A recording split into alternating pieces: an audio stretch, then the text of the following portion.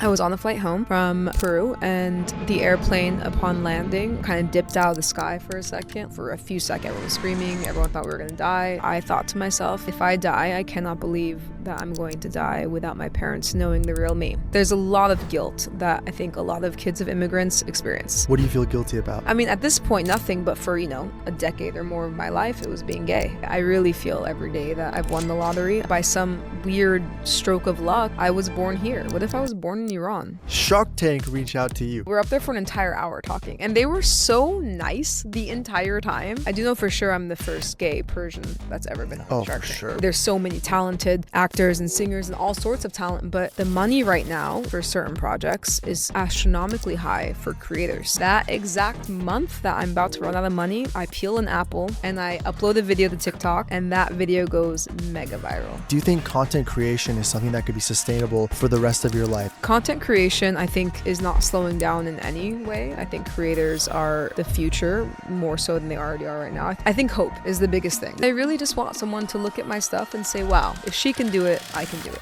Zoya Biglari is a celebrated Iranian-American food content creator and visionary founder of Fish Foods, revolutionizing plant-based sushi. Zoya has not only collaborated with Gordon Ramsay and Emeril Lagasse, but she has also been featured recently on Shark Tank.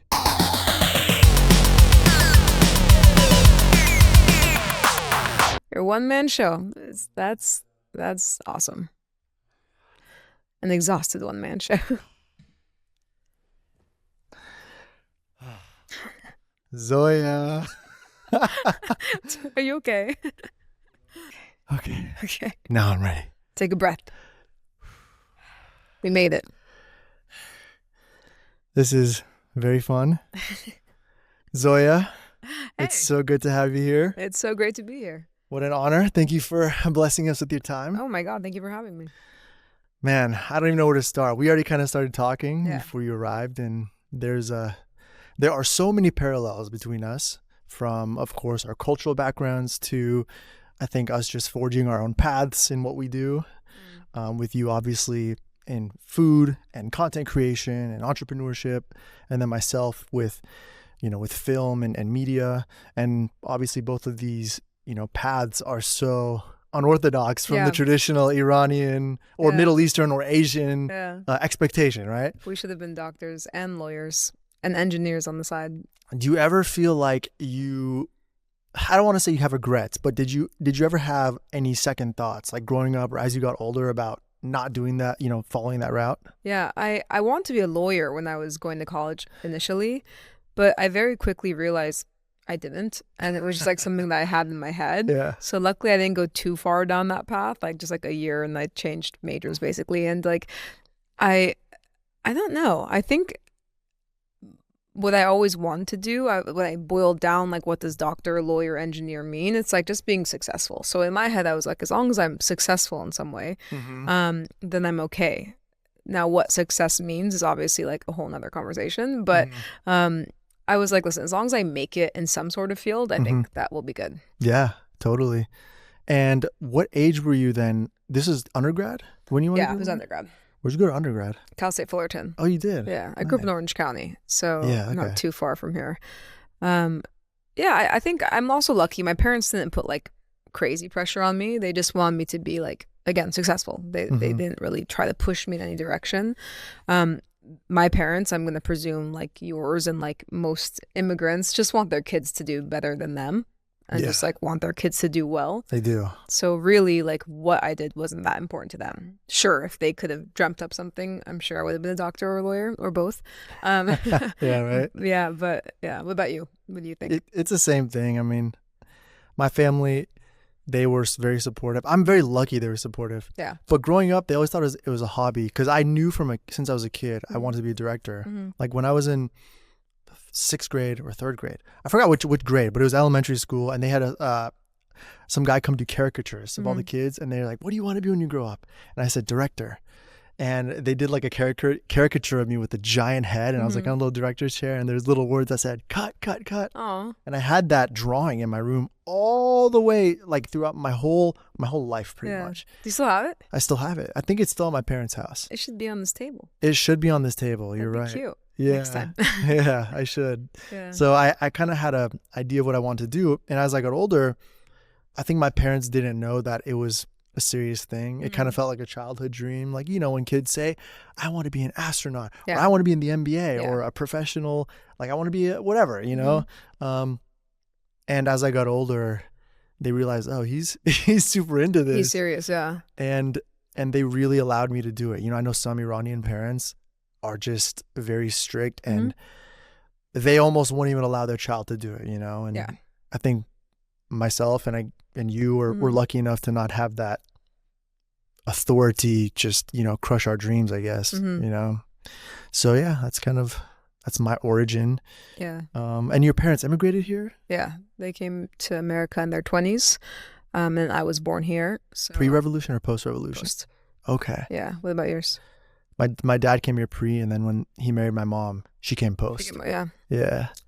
It's so crazy. I think about what specifically like Iranian parents went through, or I'm sorry, Iranian people went through who moved here in like their teens or 20s or even 30s, because we're talking about the late 70s, 80s, and it wasn't like today, right? There weren't cell phones, there was no internet that was accessible. They just moved and picked, a state, a city.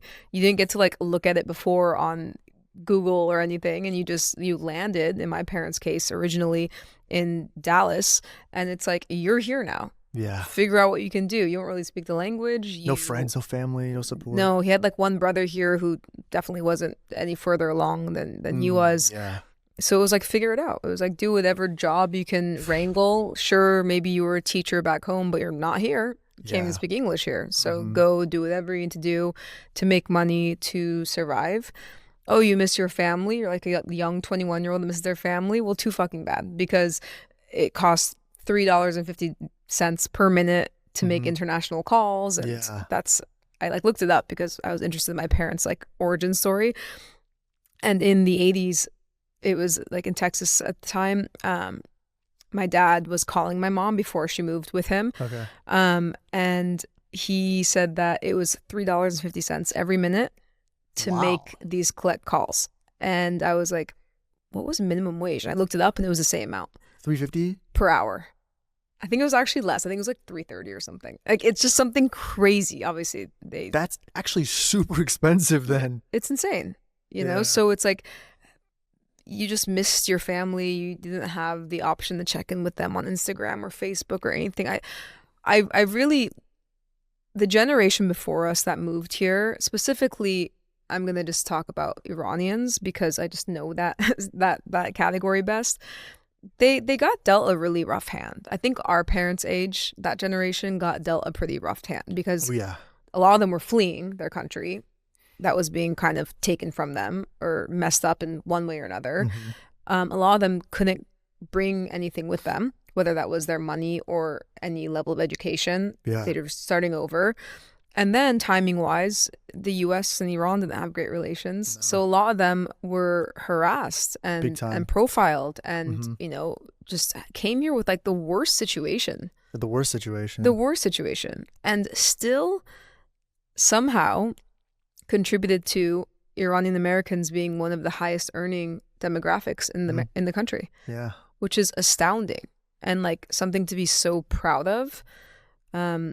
I don't think we're a perfect people, obviously, but like, damn, you know, like that's something to really, really be proud of. It really is. I mean, it's like the American dream, you know? Yeah. And to achieve that with all the circumstances against you is like everything against you. I always think about that. Like the thing about us too now is our generation, looking at millennials to Gen Z to Gen Alpha, we have like egos or we feel entitled. Not saying you and I in particular, but I'm saying a lot of people feel entitled. And so they may not be willing to do that groundwork that our parents did with a job they may have not been excited about, or being in an opportunity of, or being in a position of scarcity and you have to just kind of do whatever it takes. Yeah. You know, and I think that mentality has changed. People, I don't know if it's just because now a lot of the immigrants have already moved here, but I'm wondering if, you know, the people of today experience what our parents experience with technology, with society now, would they be willing to do what our parents did, you know? Yeah, I don't think so. I think it's just a different mentality shift. And Yeah. and it's crazy how the story is so universal. Mm-hmm. Your parents did it, mine did it. Mm-hmm. A lot of any Iranian who immigrated here did it, you know? And Yeah. and like you said, you brought up an interesting point. Like your education doesn't transfer. Mm-hmm. And so when you spend all these years busting your ass off in school, studying so hard and trying to get that degree, and then you leave and the degree is worthless, that's the most, to me, that'd be painful. Yeah. You know? Yeah. My aunt did that. My aunt came here less than 10 years ago, actually. And she came with her whole family, you know, her kids and her husband. And I mentioned my aunt because she was a nurse in Iran, and she came here and she just recently graduated from nursing school. And she's like, she's middle-aged, you know, and she's now looking for jobs as a nurse. Yeah. That's crazy. It's so hard. It's really so hard. I don't think people give enough grace to immigrants, especially ones that are really contributing, which almost every immigrant I know of every single race is. Yeah. Like people move here and work really hard. Like this weird, I mean, like this is a very hot topic literally right now with like immigration, obviously. Oh my God. But like people come here to work hard. Like it's such a ridiculously small number of people who come here to quote unquote freeload and do bad things. It's mostly people just really trying to get ahead. So I always have a soft spot for any immigrant, just because like my family did that, my parents did that, and so it's so hard to think that. And it's true. It's not like a hypothetical. Like it's so hard to know that before I was born or while I was a baby, people were being unkind to my parents. You know, who are just like the greatest people. It's so sad. You know, and yours too, and like my aunts and uncles and your aunts and uncles. So hopefully we can progress as a people and become better than that. It's tough right now. Yeah. With all the policies and them kicking out a lot of the immigrants. And yeah. I almost feel like immigrants are freeloading less than Americans. 100%. You know? 100%. That's a whole tangent I can get on. Yeah. You know, it's like, it really, if you break down who contributes the most, it's really immigrants. It's, and that could be like super high level or like, you know, basic labor. Like immigrants literally make America's work. They do. But yeah, it's interesting. Did your parents ever experience any, like, were there any stories of them experiencing racism or prejudice or, you know, during that time? I'm sure there were. I don't think they shared them with me. I think they have tried to protect their kids as much as possible. But, you know, them moving here when they were very young and, again, without money, without opportunity, led them both to taking jobs that maybe weren't the safest or maybe weren't the best. And, you know, my dad was in like a few really uncomfortable situations many times. He actually got robbed when I was like 1, and these 2 guys took him out to like the desert or something, and they were going to shoot him. Robbed him of everything, and they were going to shoot him, and then last second one of them goes, forget it, let's just leave him. Really? They take his shoes too, and they leave him out in the desert. Did they drive him out to the desert? Yeah, like somewhere like, I don't know, either like Inland Empire or like close to the desert. He said it was somewhere like super far. Holy. But you know, it's like it's just like these weird situations where it's just like, that's insane. You shouldn't be in those positions, but you are, because you're doing jobs just to make money. You know, like it's tough. So that's the craziest story ever. Yeah, it's good. But that's just a casual thing. I bet you, I mean, I was 1 at the time, you know, it's like, it's so possible I could have not had a father because he shot. That's sad. But I'm sure he went to work the next day. You know, there wasn't time to like sit and even process. So this is a recurring theme as like I get older and I look back on my parents and I try to understand them more. And again, whatever I'm saying about mine, I'm sure kind of applies to yours or other people watching who have immigrant parents. There is a lot of grace that I give them because they didn't have time to sit and process all those things. No. Ever. Therapy wasn't a thing then. And even though it is now, I'm willing to bet our parents aren't in therapy. You know, like it's that's still not taboo. a thing. You know, that's not a thing. So they never had the chance to process that. And it was all just for their kids to have a better opportunity. Very selfless thinking. My mom told me recently, she said in Iran, they're raised to... She said in Iran, everybody is kind of raised to think about their children, you know, and that's just the mentality. And she had this revelation that that's all she's ever really thought about. And I'm Mm. like, damn, that is so selfless. Yeah. I feel so selfish. Yeah. When she told me that, I'm like, why can't I just feel like I owe her, you know? Mm-hmm. And the fact that they did exactly what you said and they experienced exactly what they experienced and they went through that hardship it makes me have so much gratitude, you know? Yeah. It's crazy. It's endless gratitude, but then there's also guilt. And guilt. There's a lot of guilt that I think a lot of kids of immigrants experience. And I mention this not to be like, oh, woe is me, but it's just like a way of understanding the things that I process and probably you process, because my way of thinking is not the same way of thinking of like my fiance, for example, Mm-hmm. who is very American. Mm-hmm. Her parents are born here, her grandparents are born here. Obviously, everybody's different, but it's impossible unless you understand the background, Mm-hmm. unless your parents are immigrants, to understand certain things. Mm-hmm. Because I'm also an oldest child. So like, I honestly just, there's so much guilt. There's so much guilt that you carry, and it doesn't matter if you're doing well, it doesn't matter if you're checking all the boxes to make your family happy. At the end of the day, it's like they did this for you, and you didn't ask for it, and I didn't ask for it, but we're here, and they love us very much, and we're very lucky. Mm-hmm. And so how could you not, as a well-meaning son or daughter, want to make your parents happy? What do you feel guilty about? I mean, at this point, nothing, but for, a decade or more of my life, it was being gay. I see. Being a gay Persian isn't the coolest thing. It's not the best thing. And I knew, in my like late teens, like early 20s, that I was gay, and didn't really tell my parents until my very late 20s. Wow. And so when you keep something inside of you for a decade, there's long lasting effects of that. And I did all the right things, like I had good grades. I was like the commencement speaker in high school. Like Nice. I went to college. I've never been a bad kid. I never like got into like bad things.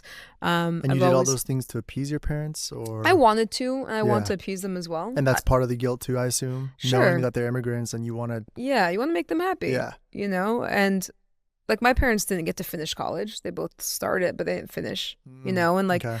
so I was the first one that did, and it's not just to appease them. I also have like really crazy goals, and I always expect a lot of myself. Mm-hmm. So I did it for me too. Mm-hmm. I wouldn't sit here and say that everything I do is for them, but a lot of what I do is for them. And I so desperately as a kid wanted to make my parents proud. Just like I'm sure you did, a lot of people do. Of course. And I did for so many years, but then as I got older and realized that there was something a little different about myself, it was really tough because they can be so proud of you for so many things, but it's really hard still present day to be very proud of a gay Middle Eastern child. I'm curious. I think some of us, it's obvious why. Yeah. But for people who don't understand, I would love for you to explain from your perspective, like why that's such a hard thing for like you said, to be proud of. Yeah. For them to be proud of. Yeah. I mean, they are now, but it takes a long time. So our culture, Middle Eastern culture in general, is still so close-minded when it comes to anything gay related, which is so insane because there's the same amount of gay people in Iran as there are in Norway or Mexico. It's the same in every single country, it's the same percentage of people. And you grow up with parents who have several siblings each and so many aunts and uncles and cousins and friends of your parents. And when I realized that I was gay, I was like, Jesus Christ. Like when I think of my parents' whole network, it's honestly like 200 people. Like truly aunts, uncles, friends, blah, blah. Mm-hmm. Of these 200 plus people, there's not a single person that's gay. And of course, that's not possible statistically. Right. But no one is openly gay. Openly, correct. And then I was just like, wow, it's so crazy. How could I ever come out? How could I be the only person? Nobody had set the example in that circle, I guess. Right? No. Yeah. No. And whenever you would hear about someone being gay, it was always such as like, oh my God, can you believe? Like, oh my God, like his life is ruined. There's always such doom and gloom. Mm-hmm. So that's what pushed me back for so many years. And I didn't want for my parents to have the quote unquote only child that was different in that way. And of course, that's so untrue. But so I pushed it as long as I could. But unfortunately, in trying to protect them, it came at the cost of like me. You know, it was me who had to pay for that.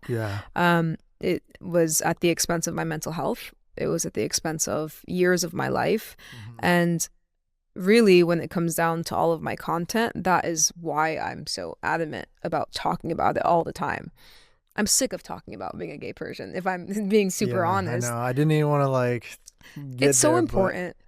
It's so important. It's important though, you know? We don't have, I mean, you can include whatever you want, but like, it's just so important. And still to this day, I get DMs from people who aren't just Persian, but like generally Middle Eastern, who say I'm still one of the only openly gay Middle Eastern people that they've ever seen on screen. Really? And there's like, in my head, I'm like, there's so many of us, but maybe they haven't seen it. So then I'm just like, okay, well, there is still a need for it. So it's not the only thing I talk about, but it comes up pretty often. It's so important. It's just so important. You're a pioneer kind of, you know? No, there's people that came before me who like deserve so much more credit, but I'm just trying to do what I can to normalize it in a way.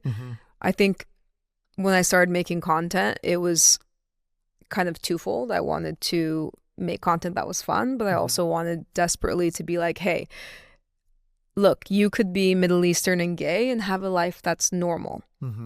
But then after a year or two, I was like, I don't want it to just be, you can have a life that's normal. I want it to be, you can have a life that's extraordinary.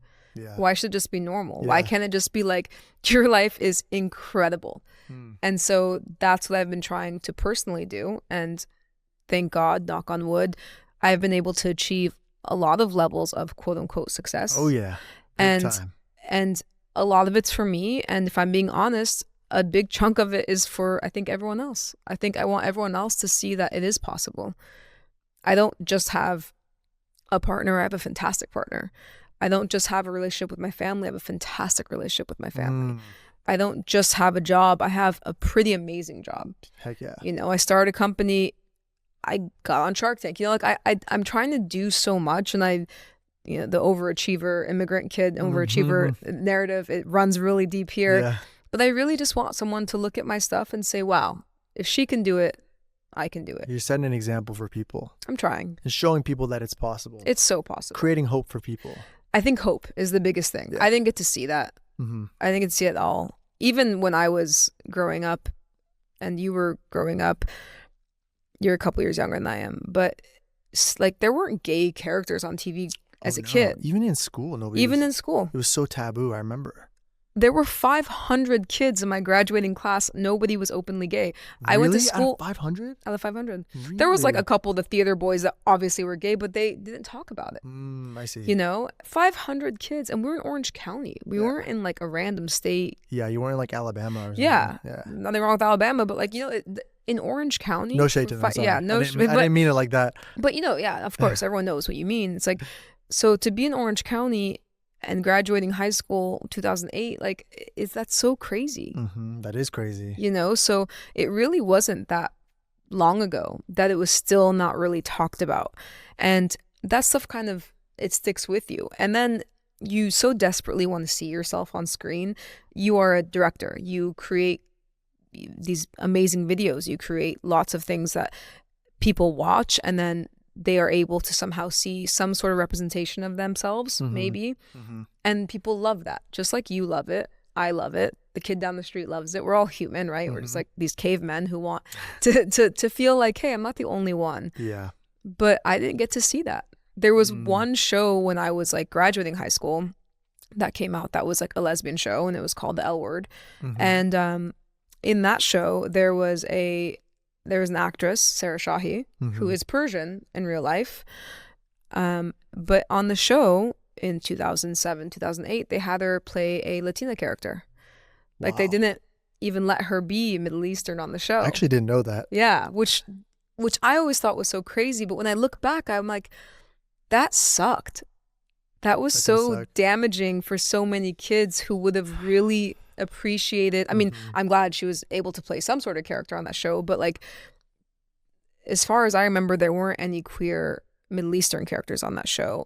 They did a reboot of it a few years ago where they really overcompensated and like half the cast is Iranian. Oh, really? Yeah, which is nice. But the reason I bring that up is because 17-year-old Zoya, who had just started, exploring parts of herself, didn't get to see that. Mm-hmm. And in fact, saw an actual Persian actress who isn't gay in real life, but who was playing a character and couldn't even play a Persian character. Mm-hmm. So these things kind of stick with you. You're like, oh, that's so wrong.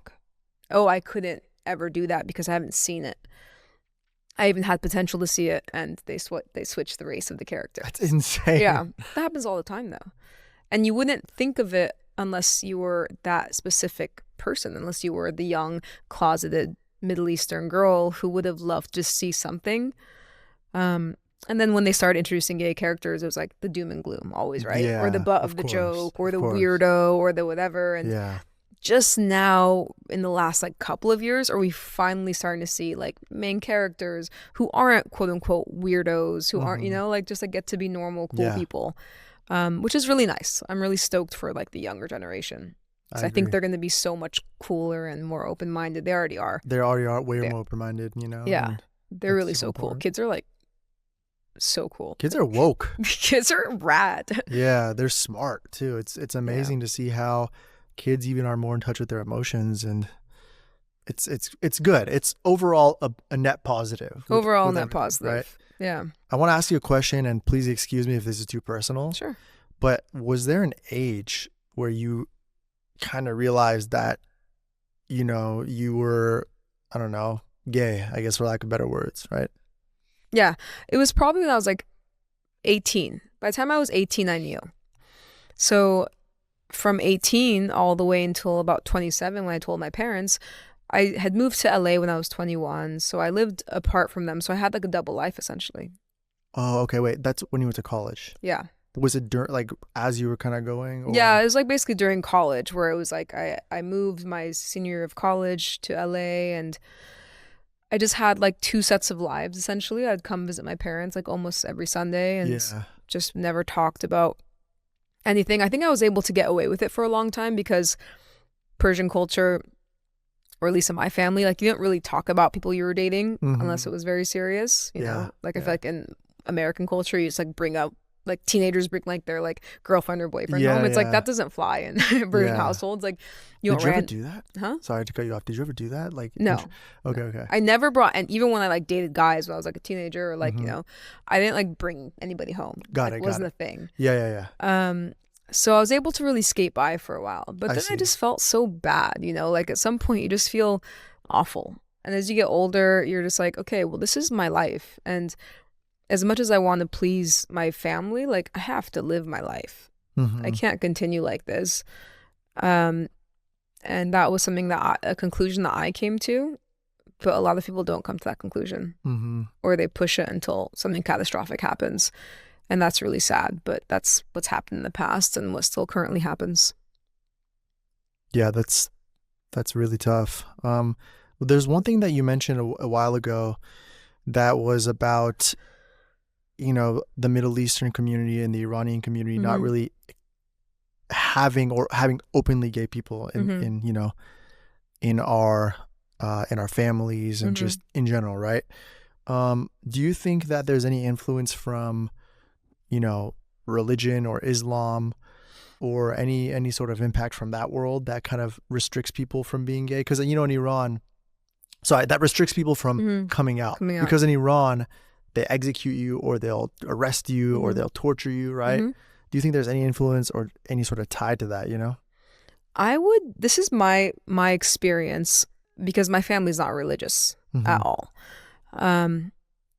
It's my experience that most Persian people actually care more about the culture than religion. Yeah. Meaning, to them, they're not scared of religion. They're scared of what, their cousin is going to say. Or like what their group of friends is going to say. And that almost makes it harder in a sense, because it's like you care more about the thoughts and feelings of like your friends and family than like mine, like as your child. But then you Yeah. have to understand that with my parents, for example, that is their network. Man, that's so sad. That's how they've survived, though. Yeah. They build themselves a culture and a life outside of their home country. So of course the opinions of those people mean a lot. We're all about perception. It's all about What perception. do they think about us? What are they saying about us? Heavy on that. Did your parents ever tell you, like, look what this person's doing, look what this person's daughter or this person's son, oh my God, they just got married, or they just, right? Yeah. Oh yeah. You know, this person became a doctor. This person went to Harvard. This person just bought a house for this much. This person just got married to a really rich guy. You know, it's like all these things that it's so much pressure. Oh my gosh. It's really an insane amount of pressure. Oh my gosh. And you can be really strong and still just like come short. And it's also like, it's such a hard thing. Like, you've been so successful, you personally, and you have, and like, you know, you're such an important part of like the young Iranian American demographic, and we're so proud to have you. I'm so proud to have you. I'm proud to have you. You know, so it's like an honor. It's so cool to look at what you've done, but it's like, I know I'm willing to bet that deep down, I mean, from even the way that you talk to yourself, whether it's a joke or not, it's like you don't think you have. For sure. You know, so, and that, unfortunately, it's nice because it's like always reach for the stars, but that's a lot of, I think, just hearing what our parents have been telling us forever, that starts to kind of impact you, where you're like, well, it's not good enough yet. And it's like, so when, you know, I would ask you, honestly, it's like, when is it good enough? Yeah, it's a tough question. There's a lot of reasons why I don't think I'm, quote, successful. A lot of it's just with, I mean, we can get there. It's just like instability of this career, of this industry. You know, we have ups and downs. One thing happens, everything shuts down, like a strike happens. Yeah. Now there's the introduction of AI technology. And all of a sudden I'm feeling like I'm just now, all these opportunities we once had are getting stripped away. So for me, it's like, I'm now looking forward and thinking, dang, maybe I had a period of success, but how can I push things forward and adapt to, you know, take things there. So for me, while, you know, there was a moment of it, I just feel like it's shifting and I need to readapt and reinvent myself, you know? Yeah. Well, saying it was a moment of it makes it sound like it was temporary. Honestly, it was just the start of it. So now you're just redoing things and changing things up.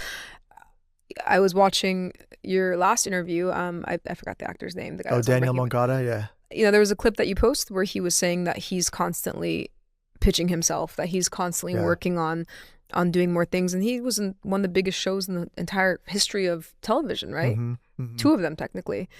Yeah. And it's like, he is still doing so many things. So I don't think it ever changes. I think no matter what, you're going to rock it in the next phase, and then something else will change and you're going to rock it in the next one, because you as a person, from what I can observe, you're going to make it work. Yeah, for sure. That's what I think about you. I totally appreciate that, and I agree with you. It's just hard to accept sometimes. Like, you know, I don't know if it's like an imposter syndrome thing or what, but everybody has imposter syndrome. Yeah, we all do. Everybody has it. Yeah. Some people are dope though. Some people are like, man, I'm the shit. I'm the king of this.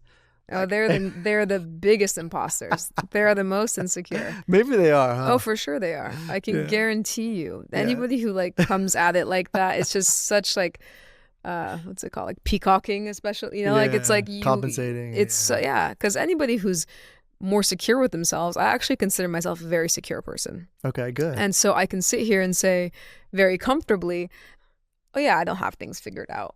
I do have a certain amount of things really figured out. And if I were to compare myself objectively, I've done really well in certain fields, but I have a lot of room for improvement in these other fields. And I can say that really honestly, without feeling like, oh, that makes me look really bad. Like, I haven't figured things out yet, but I've done a couple things that are cool. Yeah. So I'll just like kind of lead with those. Yeah. Yeah. That's amazing. I want to ask you something, going back to the topic about, you know, eventually coming out, right? What point did you come out to your family, and what was that process like? Because I know you said for you were living a double life, but when did that change, you know? It was such a dramatic way of coming out. I was on a flight back home. It'd been bothering me for a while. I was 27 and I kept wanting to tell my parents, and it wasn't happening. And then I was on the flight home from Peru, and the airplane upon landing like had some sort of malfunction where it kind of dipped out of the sky for a second, like Oh no. super scary. Like for a few seconds, everyone was screaming. Everyone thought we were gonna die. Was it like turbulence? It wasn't turbulence. There was something wrong with the wing flap.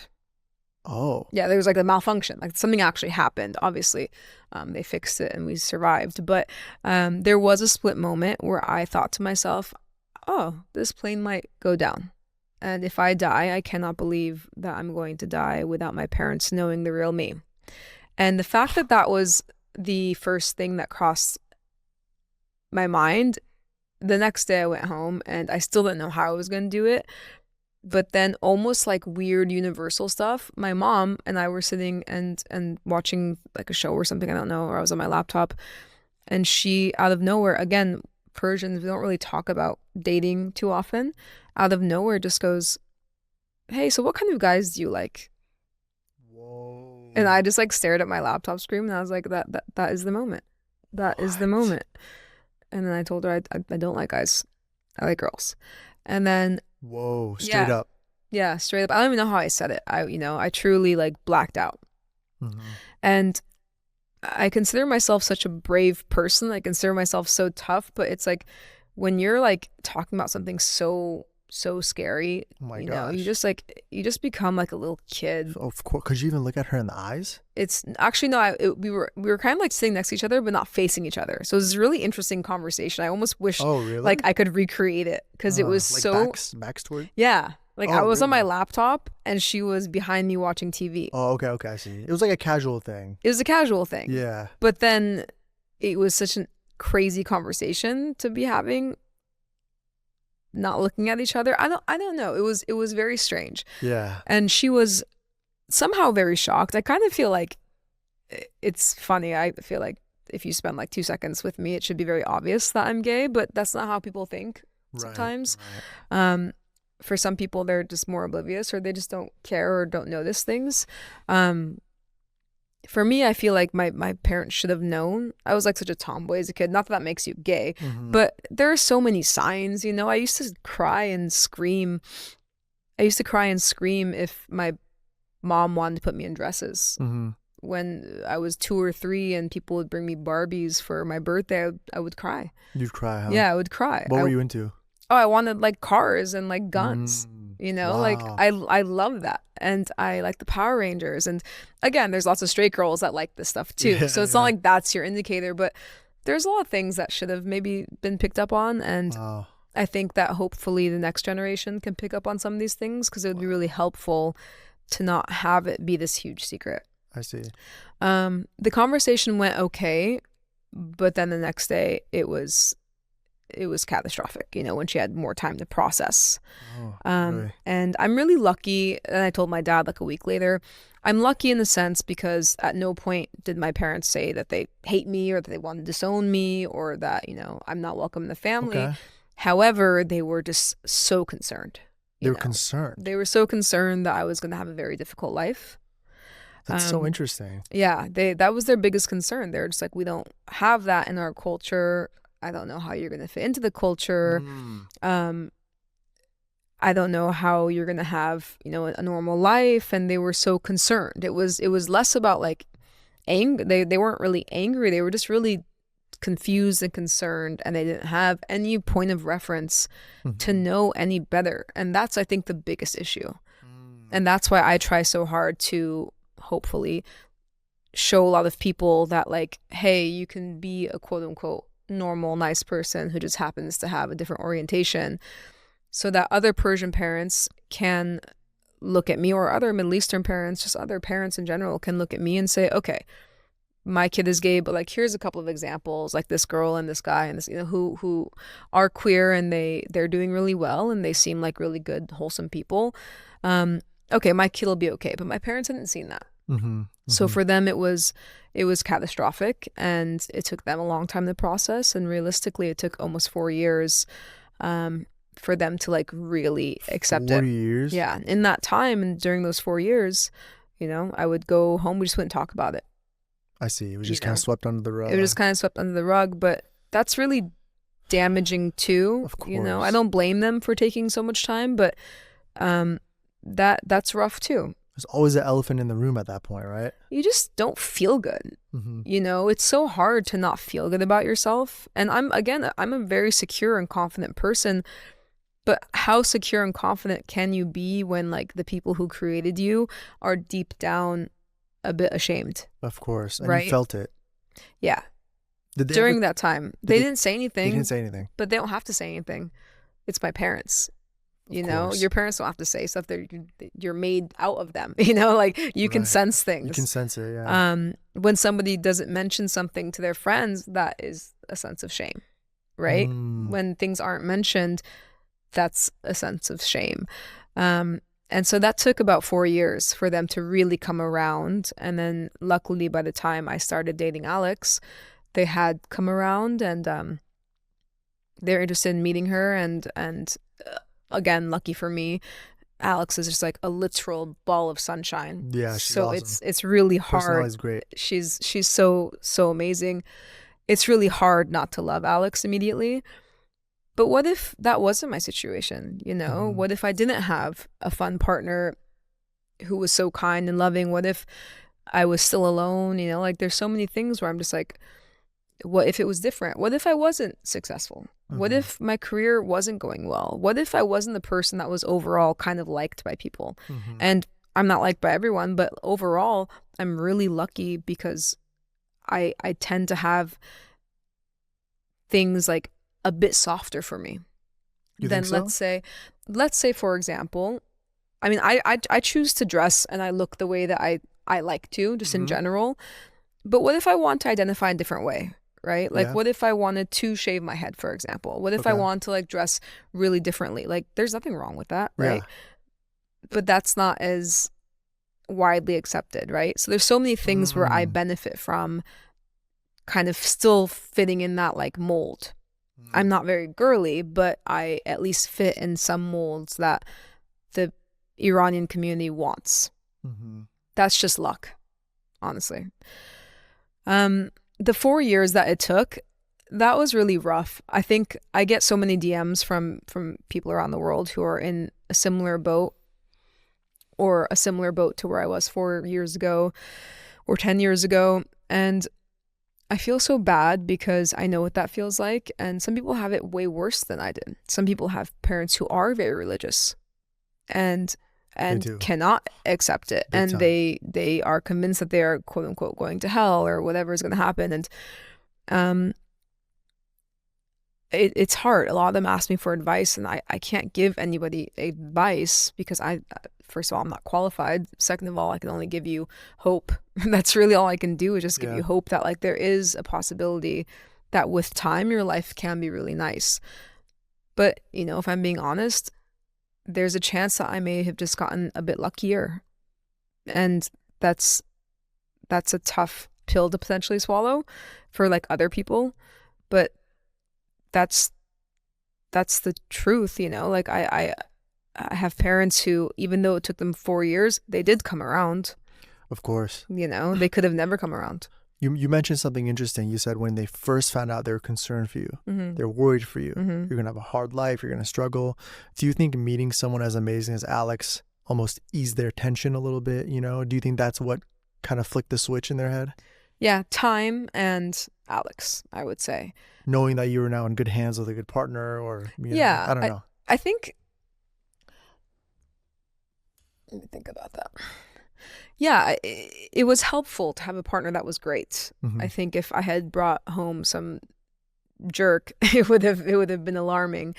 But I think time was the biggest thing because they needed time to process. Again, the reason why I was saying everything in the beginning of this about giving my family grace and my parents grace is because I was understanding. Even though those years were very hurtful for me, I understood. And I still understand that they were doing the best with the information that they had, with what they had seen with their own two eyes, with their experience, with what they had seen in media. They were doing their best. And now I am trying to be part of the group of people who is trying to show better examples so that people have seen more, have experienced more, so that their kids hopefully don't have to go through the same thing. Yeah. That's the hope. That's the hope. Yeah. this near plane accident definitely opened up your eyes and created a sense of urgency, right? Do you think it had any other profound effects on your overall outlook on life? No, I've always really just felt so lucky to even be here. Like I think to be born here, to have a working body, to have a brain that semi-works, I really feel every day that I've won the lottery. I say this very honestly. Like truly, when you talk about winning the lottery, what are you talking about? You're talking about having 5 senses and being able to have free will. And, by some weird stroke of luck, I was born here. What if I was born in Iran? I have this thought all the time. Yeah, I wouldn't be sitting here right now. Not just because I'm not physically here. Who knows where I would have been? Yeah, how do you think your life would have been if you were born in Iran? If I was the exact same person, I would have had to leave Iran. You know what I mean? I wouldn't be able to live there. I know there's a lot of queer people in Iran. I should mention that too. There is a big underground gay scene in Iran, and there are some people who are out in Iran and their families somewhat accept it. But it's not anywhere near like quote unquote normal life. You don't just casually walk around as a gay person holding your boyfriend's hand if you're a guy, in some ways Persian culture makes it a bit more forgiving because like Persian men are so affectionate, so it's like very normal to see men together. But because I talked to a guy once who was living in Iran, he was a closeted gay guy, and he's like, me and my boyfriend used to travel together all the time, and nobody really thought it was weird because like we were close, but like we weren't like kissing. But like just men are, again, Middle Eastern men and European men are just more affectionate in general, so it's not weird. But yeah, I don't know. Do you believe in fate? Yeah. I think it's fate, and I think that it's just a lot of luck. I think I'm so lucky. No, I think I am so lucky. Who knows if I would be alive? You know what I mean? Who knows if I would have, with a different pressure of being in Iran as opposed to America, have forced myself to marry a guy. Who knows if that would have destroyed my life, his life. If I would have had kids, who knows, because I am someone that has wanted to fit in. I don't think that's very unique, but I have never had the urge to be like, I'm going to rebel against stuff. Like, I want to be accepted, right? I want to be like everyone else to a certain extent. It's very human of me. And who knows? Maybe I would have. And who knows if it would have turned south at some point. So it's actually impossible to know what would have happened. But I was born here. And truly, when I think of winning the lottery, I think of my life. Yeah. And nobody could convince me otherwise. It's crazy to be here. It is crazy. I did a calculation. It's like a micro % of a chance that we really have this life that we do. Yeah. Especially when you think about the world, right? Think about the population of India alone. Yeah. India alone has like over 1 billion people. China alone has over 1 billion, I believe, right? So the probability that we still ended up here and we still ended up being alive and having a family and being healthy. Being healthy is number one. Not being in a crazy war right now. Yeah. We did win the lottery of life. This is lottery of life. And I talk about this sometimes, but I think people think I sound kind of woo, but I'm so serious. And if more people thought that way and accepted that, it's not like a radical idea. It's truth. It's literally the truth. Yeah. Winning the lottery doesn't mean that you get a lump sum of cash. It means that you are healthy and you have free will and you can take care of yourself. And if you're extra lucky, there's a handful of people that really care about you. I could not dream of anything better than that. Yeah, I agree. 100% agree. Everything else is a bonus. Everything else is a bonus. Yeah. And there's nothing wrong, by the way, with being in China or India. I was just saying, the fact that we're just in a safe area that's right now, we're not in poverty. Right now, we're not, we're sheltered. Human slaves right now. We're not slaves. Exactly. There's literally, as we speak, that's still a thing that's happening. There's human trafficking. There's so many things. I want to talk about the Zoya that's in the culinary world. Where did that begin? Because I started seeing on TikTok a few years ago, but I don't know, was there a different version of Zoya before that, or where did that journey begin, The social media Zoya happened, probably when you started seeing it, like at this point, like 2.5 years ago. Wow, that's very recent, actually. It's pretty recent, yeah. It wasn't really in my plan, to be honest. I had started dating Alex, and she is famously from BuzzFeed Tasty and was doing cooking videos and has been in the content creation space for a while. When we started dating, I was like, oh, that's really cool. Like, she's like, and I've been cooking for years, and she was always insisting that I should make cooking videos. She's like, you're so good at cooking. You love hosting. Why don't you make videos? And I was like, no, I don't care. Like, like this is not my thing. Yeah.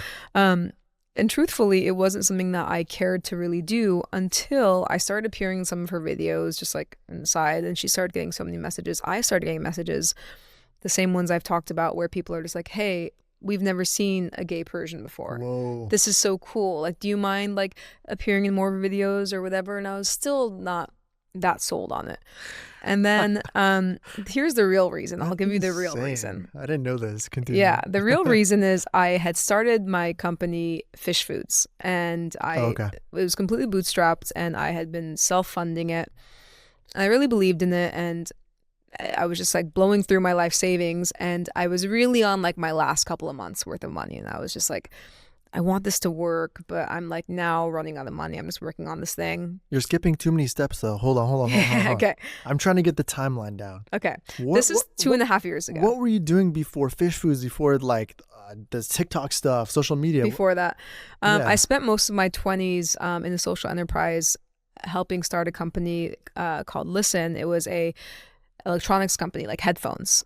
We did headphones for like Delta Airlines. We did big corporate accounts. We had like these cool wooden headphones for a lot of partners. And as part of it, we donated part of our proceeds to buy hearing aids for kids who need them around the world. Wow. So in addition to growing this company, I would then travel to like odd ends of the earth to fit little kids with hearing aids, like little villages in like Kenya, Rwanda, Indonesia, Peru, different countries. And I did that throughout my 20s. What role did you have in that company? I was biz dev. So I was helping grow the company, but then I would do like a lot of marketing. It was a startup. So I wore 50. You wore a lot of hats. Oh my God. Yeah. Like every hat. That's insane. Yeah. I was the first employee. And then as part of that, really just joined the founding team. It was like me and the two founders. And so I got to see a lot of things. It was a really formative career because on one end it was growing something from little idea until, being the onboard headphone for like all of Delta Airlines. And then on the other hand, it was seeing extreme poverty and people who weren't able to afford food, let alone a hearing aid. So a lot of these kids, when we would then travel to like, once or twice a year, we would travel to a destination and help fit these hearing aids with a nonprofit partner that we had.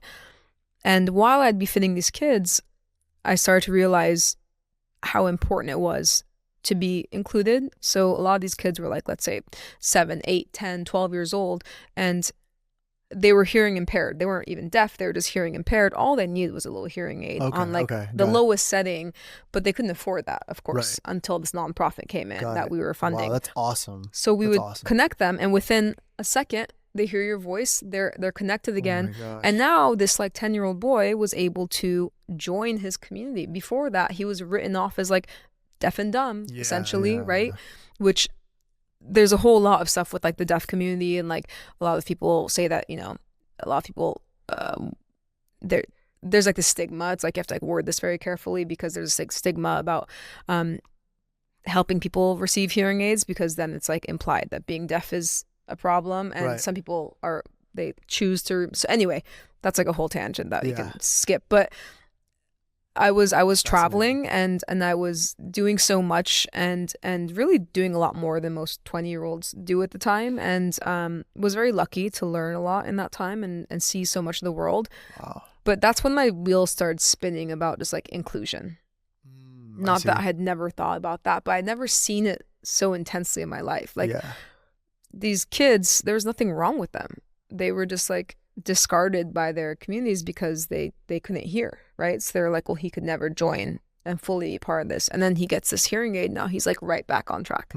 And sometimes there were like way older adults too, who were like in their 90s, who had lost their hearing in like their 70s, and they were also written off, and then we would fit them and they were able to like hear their grandkids for the first time. So it was really cool. That is cool. It was really, really cool. Then around COVID, right before COVID, I was working on launching a company that I wanted to work on. That was like a new take on oral care.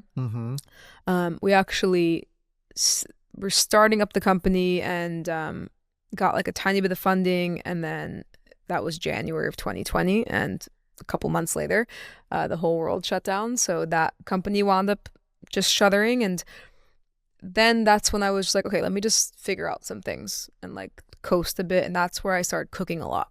So at that point, were you just unemployed like during COVID time? Yeah, I was at that point just like living off savings basically. Got it. For like a year and a half.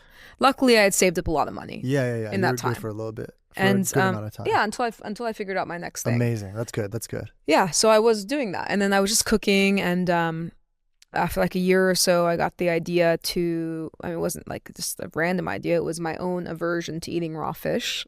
And is this pre-Alex or post-Alex? This is post-Alex. Okay, a few months post. You meet Alex. You already had this idea kind of marinating in your head, or not yet? It wasn't. I hadn't seen it yet. Basically, I used to prepare. I did like a few private chef jobs before meeting Alex. How the heck did you get those jobs?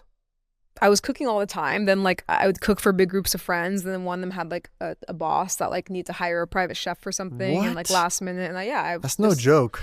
Yeah, well, it was like, like 12 people, 15 people, but it's really easy for me. So cooking was a thing you were always doing anyways. Yeah.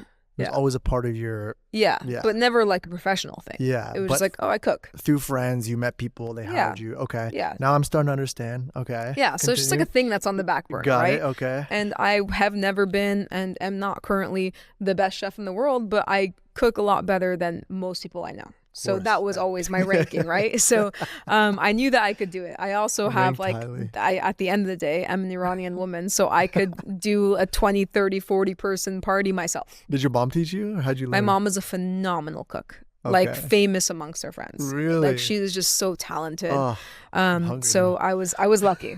I was lucky to like grow up watching her and just like being able to kind of extract that.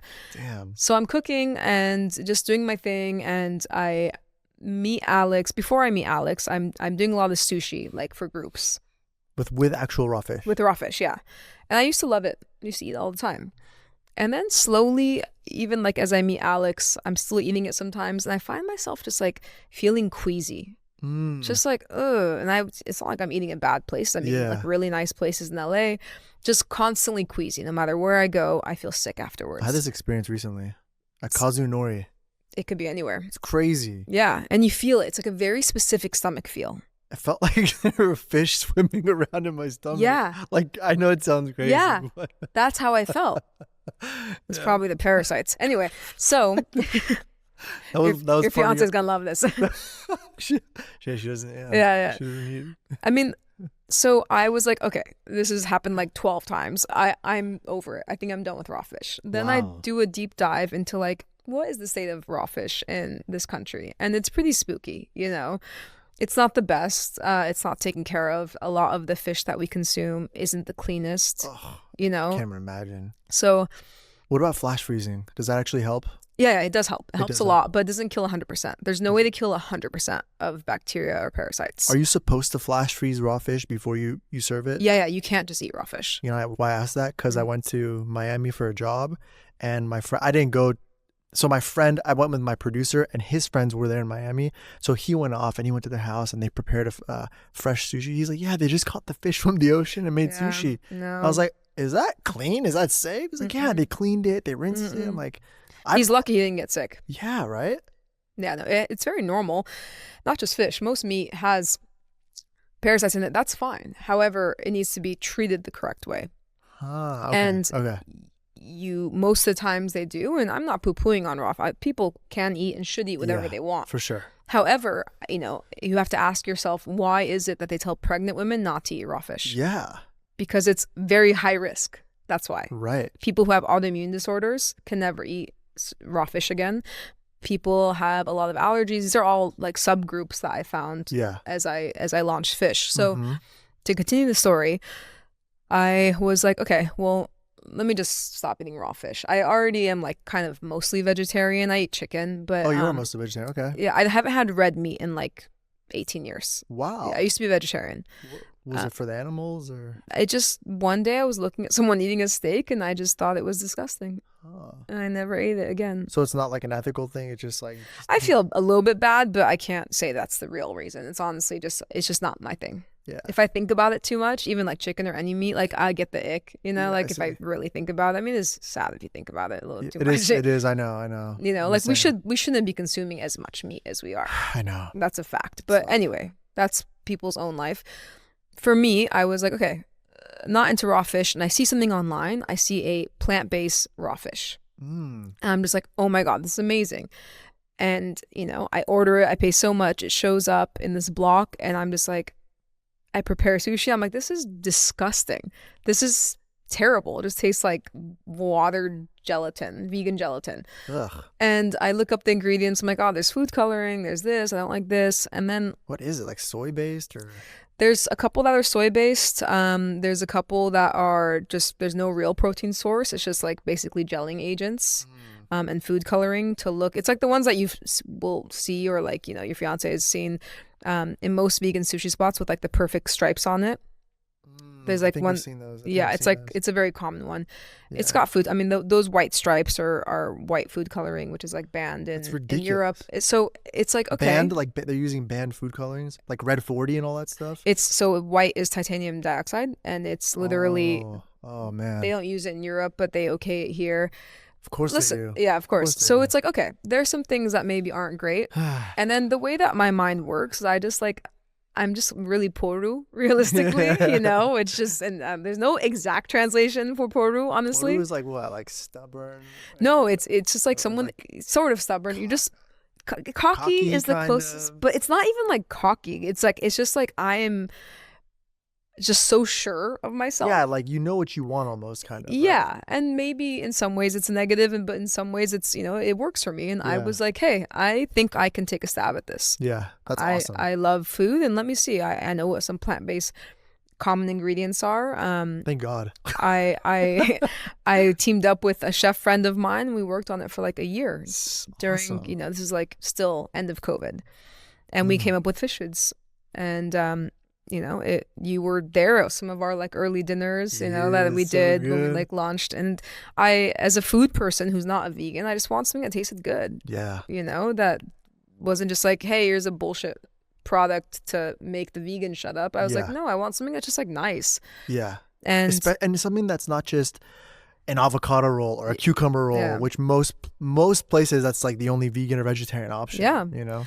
And you are in a unique position to understand this, like with your fiance. It's like, it makes people feel good to go somewhere. I love it. I love choosing places that have options for it. And it's rare. It's rare. There's only like 2 spots. It's really rare. It's not just, in my specific raw fish protein, it's not just vegans, though. It's pregnant women, it's people who have allergies, people who love meat but just don't like raw fish. Yeah. There's a ton of those, I'm kind of like that, too, now. I don't really like raw fish. A lot of people are like that. I appreciate your product. Yeah. It's like, dude, if you could have the same sort of vibe but never experience that, like, fishiness, why not? Of course. It's also a lot better for the planet. It's way more sustainable. It's cheaper. So we're on a mission to just, like, be in all the restaurants. That's what I'm trying to do. I know. I saw in your Shark Tank pitch. We'll get to that in a sec. But you were talking about, you know, mercury free because mercury is an issue. Parasites, like we talked about, are an issue with fish. Yeah. Even if you're flash freezing, apparently. And then microplastics. Yeah. And so your goal is for sustainability, to provide an alternative, but also something that's just safer to consume, right? Yeah. I mean, unless you happen to randomly be allergic to like one of the ingredients, but I made something that I was really proud of. We don't use food coloring. There's no soy. It has protein, you know, it has omega. It has a lot of stuff that makes it a good product. That's and at the end of the day, it's mostly root vegetables. What are the ingredients? Or not, you don't have to say the whole thing, but like, you know. But it's like root vegetables like tapioca and konjac. Oh, konjac's good. Yeah. And then there's pea protein is the protein source. Amazing. And then beetroot for the actual color. Salmon, we use turmeric and carrot. It's like yellowtail has like a pinch. So it's like really good foods that we use for coloring. So it's we did our absolute best, again, with zero funding and just like taking stabs at it, and I create something in my kitchen. I made these samples, and then because I'm Poru, I walked up to Erewhon and I said, yeah, this is like when we had first launched, like 2.5 years ago. And I walked up to Erewhon and I said, hey, I have this product and these are samples, and I know that you guys have a vegan fish in here, but I think I tried it and it was not very good. So I said, why don't you guys try this one? And then they tried it and they replaced the vegan fish that they had with mine on the spot. The vegan fish that they replaced was a Silicon Valley based company that had raised $20 million. What? So for my kitchen made samples to have taken it over was like crazy to me. That's awesome. 20 million? What happened? Are they still around? No. It was more of a tech. I mean, listen, they were really cool in the sense that they were trying to bring attention. Like they were like making tech something. people though. They weren't. They were tech people, yeah. Culinary people. They didn't. No, they had good intentions though. I mean, I've actually spoken to one of the founders since. They had really cool intentions, but sometimes it's like, when you're raising that much money, it's like, what is the goal? Sometimes it's just like raise as much money as you can, and then it's like, but what about the taste of the product? That's all, because I have a food background. I know that I could sit here and tell you all about how instead of using this ingredient, I use that one because it's cleaner. But guess what? You don't care. Let's be honest. You just want to taste good. And I want it to be safe though. You want it to be safe, right? Like, so, but if I'm like talking about small details and then you're like, oh, great. And then you eat it. You're like, this is nasty. You're not going to order it. Yeah. Taste is priority. Taste is king. Yeah. And as long as it's not poison, taste is king. Of course. People are very, very, very sensitive when it comes to food. Understandably, like imagine if I sit here and say, hey, don't eat tadig anymore, I'd be so sad. Yeah, it's like people are sensitive. It's home, it's our family, it's food. So it's a delicate topic, and that's why I'm so careful. And just genuinely, I love people can eat whatever they want. I would never say not to eat raw fish. I think people should enjoy whatever they want to enjoy. I think my bigger thing is if we are eating a roll that has tuna in the middle, surrounded by avocado and cucumber and carrots and rice and crunchy onions on top and smothered in sauce. Doesn't matter at that point if the tuna is real tuna or vegan tuna. So doesn't true. matter. Don't kid yourself. It's so true. So and guess what? Most of the country, that's how they consume sushi. Yeah, they're not eting sashimi or whatever. That's mostly LA and New York and like some of the bigger cities. Yeah, like most people, I've talked to a few of the biggest sushi suppliers in the country. Their number one seller is a California roll. Which isn't even like raw fish. It's imitation crab, which is a whole another level of disgusting. But it's like people don't really eat raw fish the levels that we're expecting. So they just like the experience though. They like the soy sauce, they like the flavors. Sushi's delicious, right? Japanese food, it's so good. So that was really the intention, was to make something that was good. And we, had only been in business for less than a year when in January, almost this time last year, first week of January, I write out all my manifestations. Another fun thing about me is I'm very woo-woo. Oh my God, Candy is too, my fiance. Well, if it comes true enough times, you will believe in it too. She's made me a believer. Oh, dude, go write down things like with pen and paper. Write down and be like dream, January, first week of January last year, I wrote down, get on Shark Tank for fish foods. Wow. And get a deal. Wow. I wrote that down. 2 weeks later, I got an email from Shark Tank. You got an email from them? They emailed me. Yeah. Liar. Yeah, they reached out to me. Can I rapid fire questions about fish foods? Because part of the show, it's called Ourselves. And we're telling stories about how we built things ourselves. Especially in, the creative industries and entrepreneurship. And what you've done is so fascinating to me. But I have questions because there's a lot of holes right now. One. Yeah.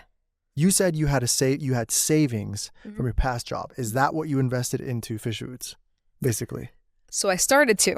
And then what happened was it wasn't like crazy savings. It was like, like at that point, I had probably like 20 or 30 grand that I started to blow through. Yes. That only got me a few months.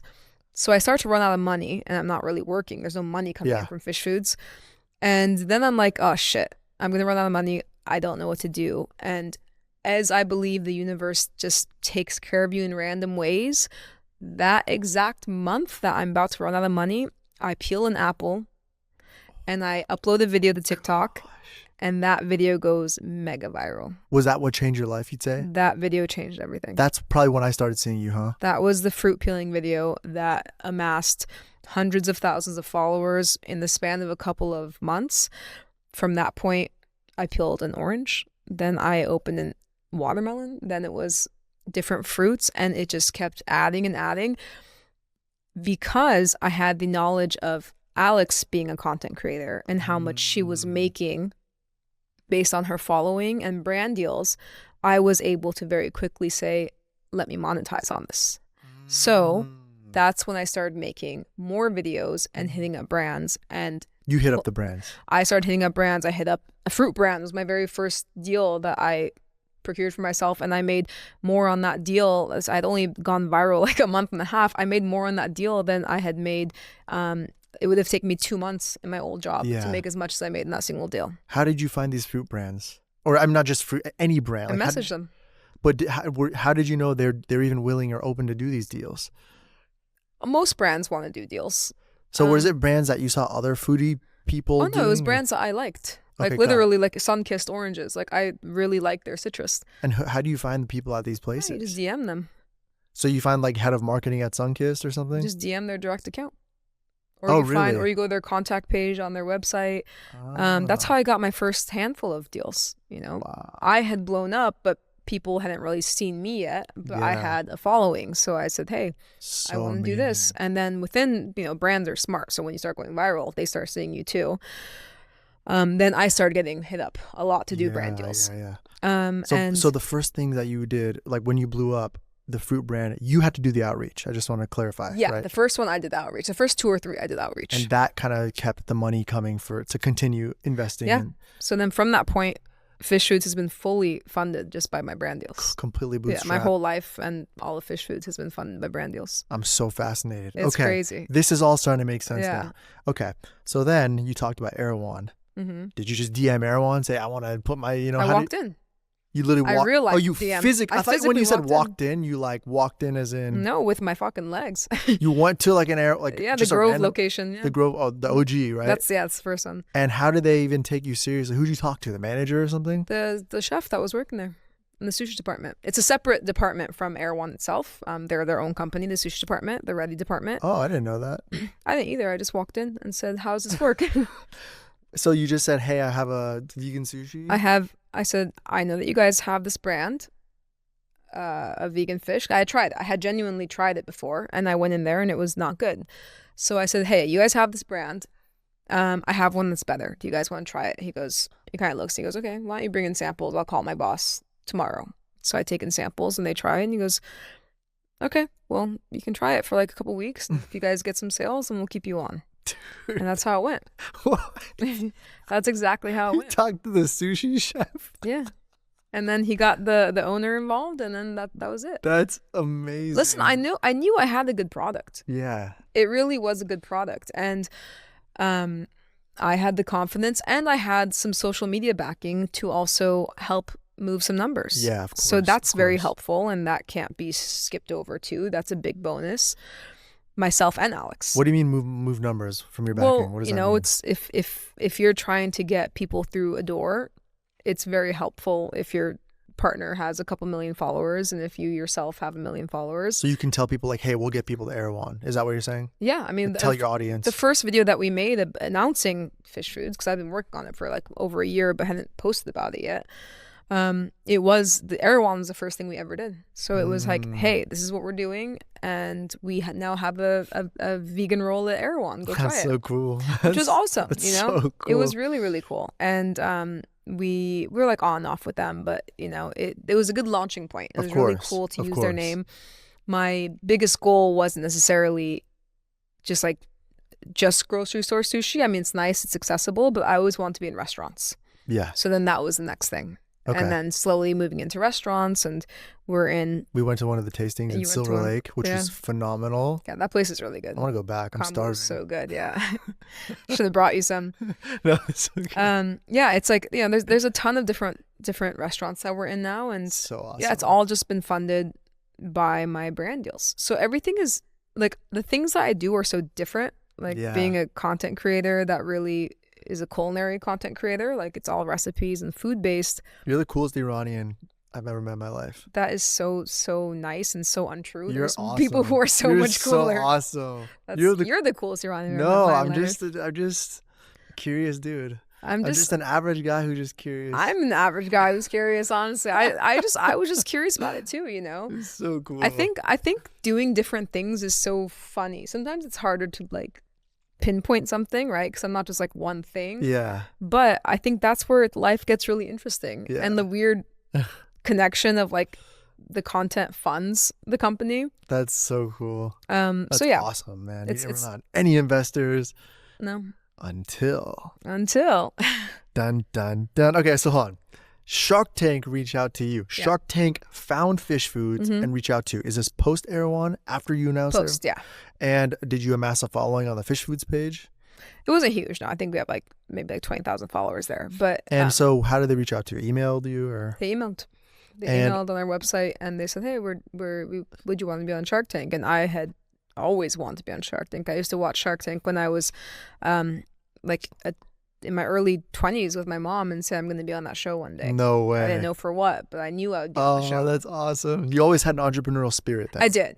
That's something I did always have. You're a go-getter. I just wanted to do stuff. My parents, you know, at their root are entrepreneurs. They've always worked for themselves. They've always figured things out. Yeah. And I've always wanted to do that too. I like the idea of like building things. Yes. Not like in a literal sense, like putting things together like how you have here, because I'm not handy like that. But I like taking an idea from my little brain and creating and then like sitting and having a tasting at a restaurant with a group of cool people like yourself and watching people enjoy something that I've created. That's awesome. That's so cool. You cannot describe that. You can't. And listen, Fish Foods doesn't make me a lot of money yet. You know, like I get wholesale orders. I sell it for like $10 a pound. So it's not that I'm making a ton of money on Fish Foods. And in Shark Tank, when they asked my lifetime sales, at that point, it was 50 grand. And of course, they dramatized that on the show. They dramatized it a lot. You know what's so funny is that, I guess we can talk about Shark Tank, but we were up there for an hour. Yeah, they cut it down, right? Oh my God, we were up there for an entire hour talking. And they were so nice the entire time. They were? Yeah. They like, made them look like assholes. They only show like 2 or 3 quick little like snarky comments to make it dramatic. Really? But they were so nice the entire time. Yeah, they're all really cool. What do you talk about for an hour though? I mean, so many questions. They talked about just us and our backgrounds for like the first 20 minutes. And then they asked a lot of questions about the products. I mean, it's a long thing. Really? And I'm like very comfortable with public speaking, but like it's exactly what it looks like on the show. You truly walk down the hallway. No way. They open the doors and then the sharks are sitting there and they talk over each other and they like, it's crazy. What? So it's pretty nerve-wracking. What? I did as well as I could. This is like, of course you look back, you're like, oh, like I wish I had, but it's awesome. So hard. Wait, okay, so you were in the room with them for an hour, and are they analyzing everything down to like numbers, like financials and this and that? Yeah. And do they have like reports? Do you give them reports of everything? You do all that like beforehand. Got it. Yeah. So they already kind of have that knowledge. Yeah. They don't. Or they're given that. I think actually they're not given anything. They don't know anything about you or the company. Okay. Which is really cool. That's a cool way of like keeping it very real. I like that. It's very real. Like you watch shows and you're always like, oh, I'm sure something's scripted. It's not. It's very much a real show of entrepreneurs pitching their companies to sharks who have never seen it before, and the offers are real and everything's real. So that was a crazy experience. You and Alex had like the best back and forth energy. It was so fun. It was such a good dynamic. It was fun. We had a good time. I was like, I feel like there's haven't been that many like Iranians on the show, and I looked it up, and I think there's only actually been like one. Whoa. There's only one that I found before me. There may have been another one I've missed, but I do know for sure I'm the first. I do know for sure I'm the first gay Persian that's ever been on Shark Tank, sure. which was like cool. Just trying to. Amazing. You represent and like show that people can do things. Yeah. The show was really fun, and the response has been amazing since. So cool. But yeah, what you see on the show, of course, you do like a handshake deal, and then we're like still kind of in talks with the shark that we had done stuff with. Still with Daniel? Yeah, well, it's like it's hard. It's like deals look differently. Wait, how long were you on the show? It's kind of been June. It's been a while. June we filmed, and then they aired it in November. It's been a minute since you went. Yeah. Well, we're like, off record, we're not gonna do the deal. Yeah. You're not? No. Should I not put this in the episode? No, you can. You can talk about it. Yeah, but just we're not doing the deal though. But like, I didn't really want to actually do the deal. You didn't, huh? I could see in your eyes. Yeah. But we had gone back and forth so many times at that point. Yeah, 25%, 35%. Listen, if we could have done the deal, like, and he was able to really give enough time, then we would have done it. But his team was like, listen, we're really nervous about not being able to allocate enough time to this. And I was like, that's totally fine, because honestly, it's a gigantic amount of equity to give up for a very small amount of money. In the grand scheme of things. I mean, you can't do anything with 150. Yeah. Unfortunately. Again, it's just us chatting. You can't do anything with 150. What was your goal with the show then? Just to be on it. Really? Listen, if I had gotten the deal that I really had asked for, I was prepared to do like 20%. Yeah. But you would have actually done that? Hmm? Would you have still done that even if they said they were still limited with their time, or? Yeah, I would have done that if they were even limited, just because like it would have been cool. But, and you can include this part, I mean, Daniel has been and is such a cool entrepreneur. Like when I went on, he was immediately the person that I wanted. Really? Yeah, I mean, he's just so cool. He's in the food industry. With Kind Bar. Kind Bar, yeah. And, you know, he had really humble beginnings, and he's really, really cool. And just, I want to just be in his wheelhouse. And so we are like actively still chatting, and, you know, we text every now and then. And so like we are like keeping in touch. So good. Yeah. There might be some future stuff, and it's just like, it's cool. It was a really cool experience. That's awesome. Yeah. That's awesome.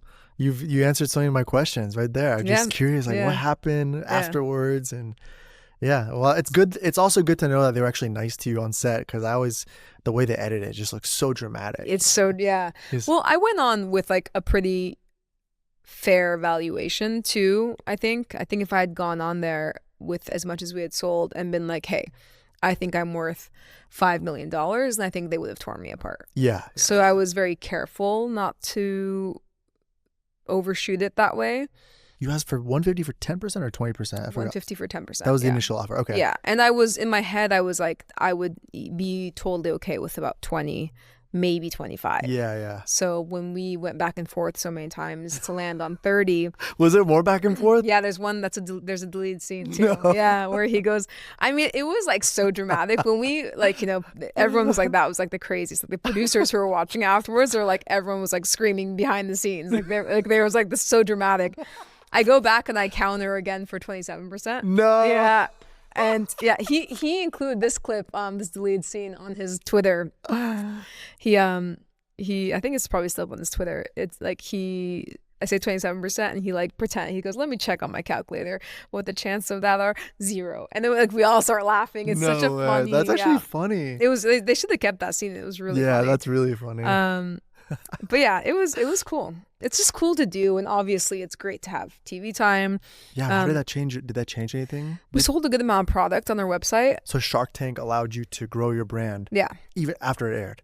Yeah. And were you still doing B2B, or, well, I guess were you still in Erewhon? No. Okay, you weren't. We're just doing mostly B2B. They really want us to like shoot for a retail product. Yeah. One issue that I personally have is that I don't think it's a retail product. You don't think so? No. Why not? Because raw fish, whether it's vegan or not, is not really a consumer product. You know, you're kind of right. Yeah. Nobody really goes out and like buys fish to make sushi at home. No. Listen, I'm a cook, and I don't do that. You're absolutely right. They made such a big deal out of it on the show, but now that I think about it, I've never even thought about making sushi. It's so much work, and also like people don't really. There's so many components. If you want to make sushi, if you don't roll it the right way, people do it sometimes. They do little hand roll but parties. It's not a common thing. It's such a tiny percentage of people that could never be a sustainable business. You're almost always going to a restaurant for sushi. It's restaurants. Like 95%. It's catering companies. Yeah, I see. Raw fish, whether it's vegan or real, is a wholesale product. You're right. And I knew that. And that was something where I feel like they really made a big deal. And I was like, no, Did you say that? Did you tell them that? Not really. Like when you're up there, you want to be like, you're wrong. Like you're wrong, billionaire. And, maybe they're not. And maybe it could be a retail product, but I'll tll you what, it can't be a retail product with $150,000 of funding. Heck no. What It does that would even really- take $20 million of funding. You know what I It mean? would, That's yeah. why that What, previous company probably raised that much. what would that 150K really even done, you think?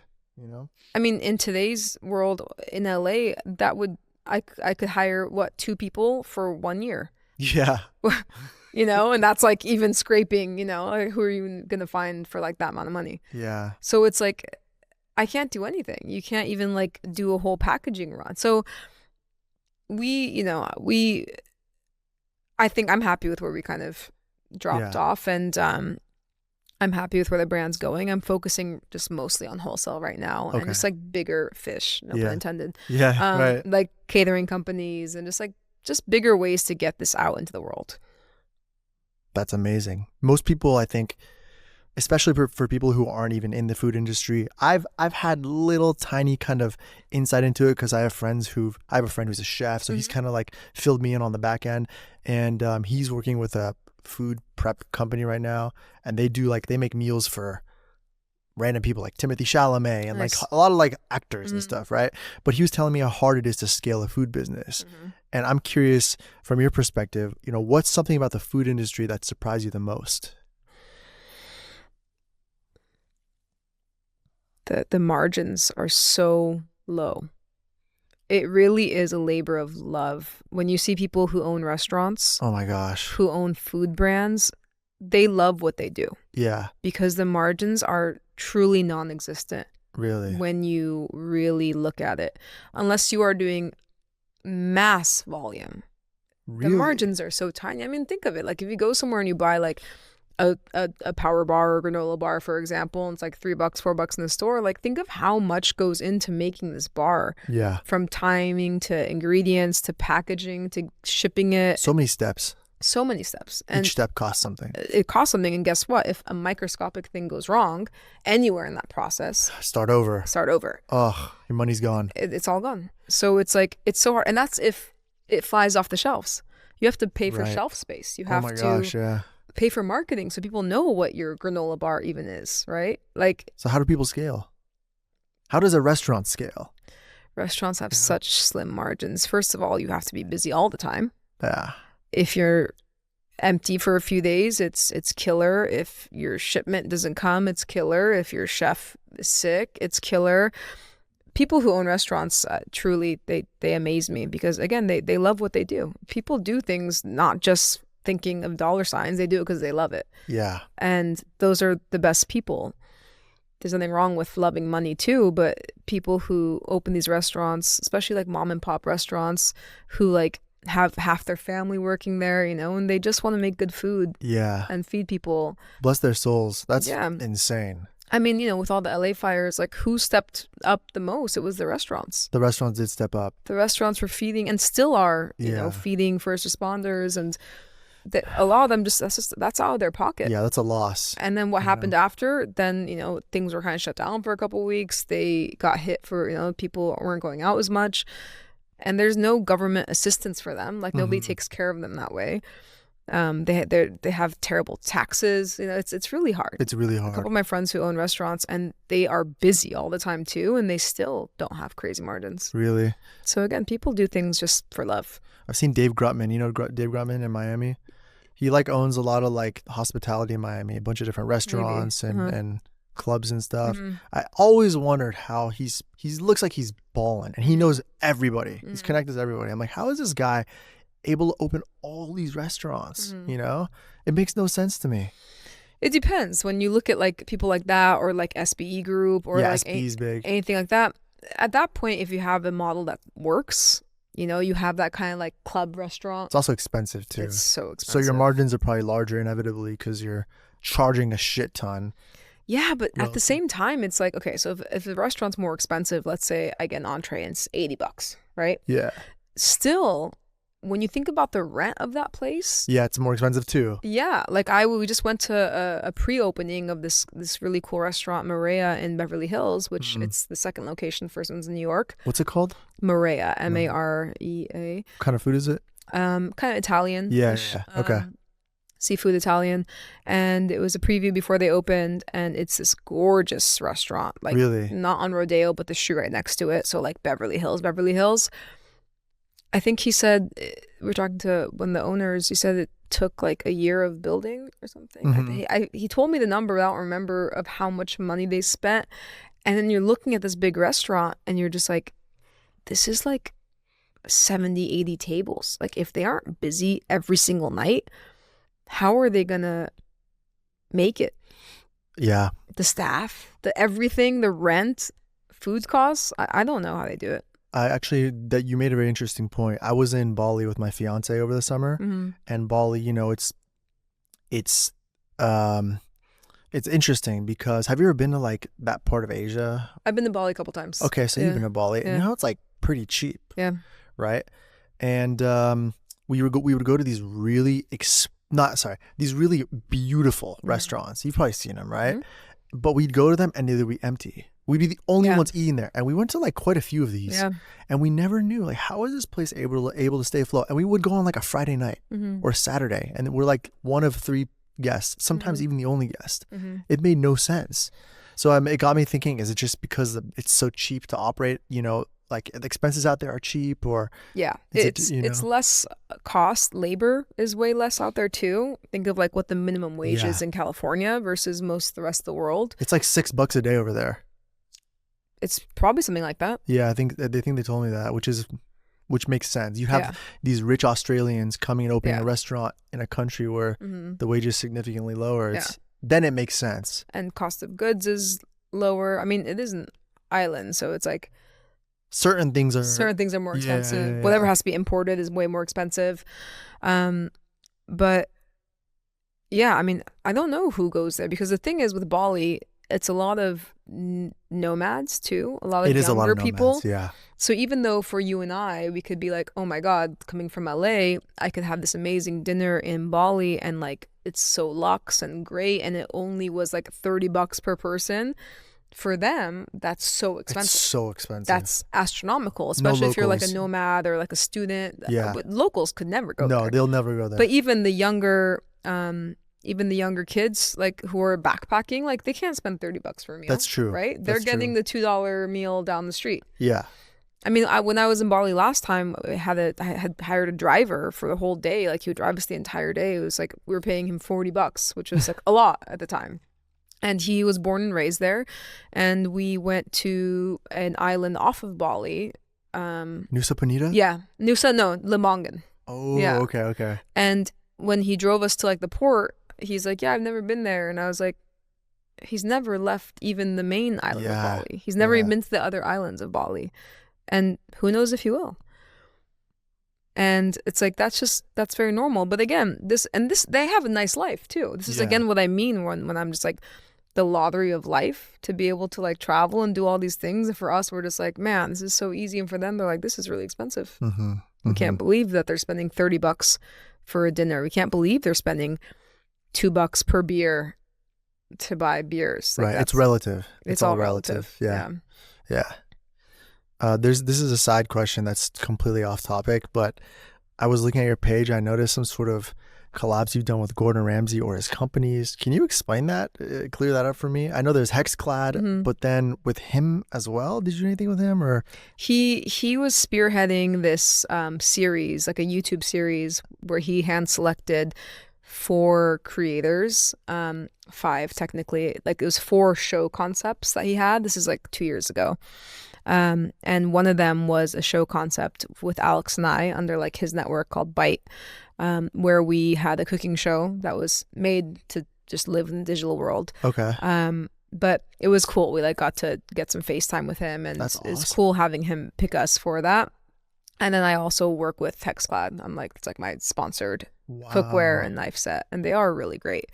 And besides being really cool products, they're such a supportive, cool brand. Like I've worked with them for over 2 years now, and they've been supportive with fish foods. They are really cool with like pumping up female chefs. They're a really cool cookware company. So like, Gordon's people reach out to you for the show in the first place, or yeah, it was. I mean, it was 2 years ago. To be honest, I feel like my manager at the time was spearheading. I don't really know all details, but they had boiled down like a lot of creators and then settled on Alex and I for one of the shows, and then there was 3 other shows with different creators. Oh, I see. Okay. As a creator, do you have representation right now? Yeah. Agent and manager, or just manager? I just have a manager. Alex has an agent and a manager. She's a CAA and has a manager who is my manager as well. We have the same manager. What does the agent at CAA do that the manager doesn't? I don't know. And that's a whole different topic that I cannot quite figure out, actually. Yeah. Because our managers are so great. It's two of them. They're so great. And they're at a cool agency called Underscore, and they represent a lot of pretty big. Yeah, I've heard of Underscore. Yeah, they represent a lot of actors, models, and a lot of culinary creators, and they have so much under their belt that to me, I'm not exactly sure what the purpose of like an agency is. But I don't know. They're supposed to be like negotiating higher rates, from what I understand, but I don't know that they do. I'm not sure even, like, that's an interesting, like, you're talking about how your industry is shifting. They all are. I mean, you have CAA and UTA going heavy on digital creators now. Yeah. Creator is like the new thing. Creator is the new thing. So it's like you're obviously there's so many talented actors and singers and all sorts of talent, but the money right now for certain projects is astronomically high for creators. Yeah, it is. So I feel like so many agencies, like, before the ones that we're signed with right now, I've been chased by so many other ones. Really? Like, everybody is trying to get in with creators, and some are great. Like, everyone that I worked with has been so amazing. If I've ever left a manager, it's just because I, want something different, but they've all been really good. I've been really lucky. Also, there's a lot of really predatory managers out there. Of course, that's the scary thing. Yeah, right?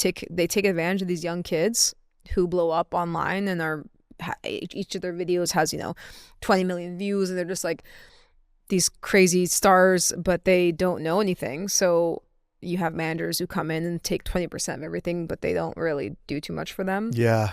Or they sell them short, or they don't know how to negotiate for themselves. There's people who are big content creators who still don't know what they could be charging. There's there's no really set number for content creation. No, it's the Wild West. How do you even come up with the rates as a content creator? Again, content creation is the wild west. You could charge a couple grand for a project. You could charge 50 grand. But how do you know, like, is there a ratio of like followers to what you should charge? Sort of, yeah. There is? Yeah, there is. However, there's no real equation. Some people say there is, there's not. It's literally what you're worth. It's what you can convince someone that you are worth. And it is what you mean to that brand, that company at that time. So if it, in my case, for example, is a fruit juice brand who really wants to do something specific, then the internet's fruit peeler is the person that they need for that project, that specific project. At that point, my number could be higher than even what I'm quote unquote worth to the rest of the market. But for that specific brand, you're very valuable. I'm very valuable. Yeah, I see. It could be Pride Month, and there's a huge company that wants to have, a couple of queer creators. And so at that exact moment, I am very valuable. I see. And then there's times that things change. There's many brands that I would mean nothing to, right? And that's just normal. That's regardless of your audience. Yeah, regardless of the audience. Yeah. Because my demographic just might not be what they're looking for. I might not be what they're looking for. And that's actually the case for most companies, right? If I was what everyone was looking for, I'd be a billionaire right now, right? And there's just so many creators out there too. Like every space is saturated. But I'm lucky that I was able to learn from Alex, who had been doing it for so long. And she's such a professional in the space. Good. Because it's more than just like the quote unquote influencer thing. Like, she's a true creator. She was a producer at BuzzFeed. Like, she's an OG. She's an OG. Like one of the original food content creators. She's one of the very first ones, and she did all the videos too. So she's like a full on producer as well. Wow, amazing. She edits everything and can do all the all those things on her laptop, and looks very nerdy and smart. Yeah. But she's capable of all that and has been doing it for so long. So I was able to learn from her, and not just with what she does, but like the professionalism with which she interacts with clients, and that was a bonus for me too. Nice. That's awesome. That's awesome to hear. Where do you think the future of content creation is going? Because here's the thing, with certain niche industries and content, I feel like age kind of plays a role, like how you look, how you present yourself plays a role. But do you think content creation is something that could be sustainable for the rest of your life? I mean, I know it's a newer industry anyways, but do you think it's something that'll last you forever, or are there ways you need to leverage it to create longevity, Probably the latter. Like, I don't want to create content for the rest of my life. I love what I'm doing right now, but I think, honestly, everyone who's been doing it, you do it for a few years and you get tired of it, just like with anything else, right? No matter how big the check is, like just making a video for a brand can get old unless you really care, right? But if it's not something you're personally tied to, and I would never do something with a brand I didn't like, but there's certain brands where I'm less connected. Like there's certain food brands that have been dream food brands I've worked with. I'm so stoked because it's like a company I've always loved. And then there's some that are really cool brands, but like, I've only interacted with them a couple times. So content creation, I think, is not slowing down in any way. I think creators are the future more so than they already are right now. I think we're going to see a whole new wave. I've seen like the AI versions, but to me, I'm not that worried about that, because the thing that people like about me is not me saying, hey, buy this fruit juice. It's my personal stories. Yeah. And an AI robot could not replicate my personal stories. I mean, they can, but it's not a real person. So it's like, what I'm doing is really kind of storytelling. Can they make it up though? Of course they can. Can they launch an AI influencer who has this crazy story and you connect with them, but this whole time you think they're real? And well, that would be very deceptive. I wonder if they'll start doing that where you think the person's real. I feel like they will. Yeah. Well, I don't know if they can though, because I know a lot of people. I think you have to disclose. You have to disclose it. Yeah, this is not a real person. That'd be fucked actually if you didn't. Yeah. Yeah. Who knows? Some people are really robotic, honestly. I hope they make my AI version very tall. Make me tall and lean. 6'5". Yeah. I think what I'm planning on doing and what I am doing is having that be one of my revenue channels, and I'm working on expanding, not so much just on the digital front, but I'm working on a book right now that I've been working on for a while. A cookbook? No, it's a book. So it's like book. It's a life book. It's a life book. So it's a compilation of like short stories about growing up first generation Persian. Amazing. In the 90s. Amazing. And it's everything from like funny things about being, a foreign kid in Orange County in the 90s up until, being an adult that's struggling with sexuality and kind of making it through a lot of that. Can we adapt that into a film, please? Huh? Can we adapt it into a film? Yeah, let's do it. Oh my gosh, I'm dead ass. Yeah, I mean that's what my managers want. Really? Yeah. Oh my gosh. Yeah. So we've already. Yeah. Now. It's a lot of cool stuff. I think a lot of people would enjoy it. Have you seen Didi? The movie Didi? Mm-mm. It's about a kid who grew up in like 90s, early 2000s. He's like around my age, maybe a couple years younger than you, but it's like D-I-D-I? D-I-D-I. It's an Asian American kid. Okay. And I mean, he wasn't like gay or anything, but just the upbringing and like a Asian family and an Asian household and the things he experienced. And again, it's from a guy's perspective too, but it shows like it's like your story. I know it's not exactly like that, but there's a lot of things that might inspire you or like, yeah, I gotta watch it. Remind you of things of growing up, you know? I'm sure. It's really universal. Like there's a lot of universsul messages. We think we're all so different, but we're also similar. Yes, exactly. Exactly. It's all the same. Again, we're cavemen. Like, you want to be accepted. You want to feel love.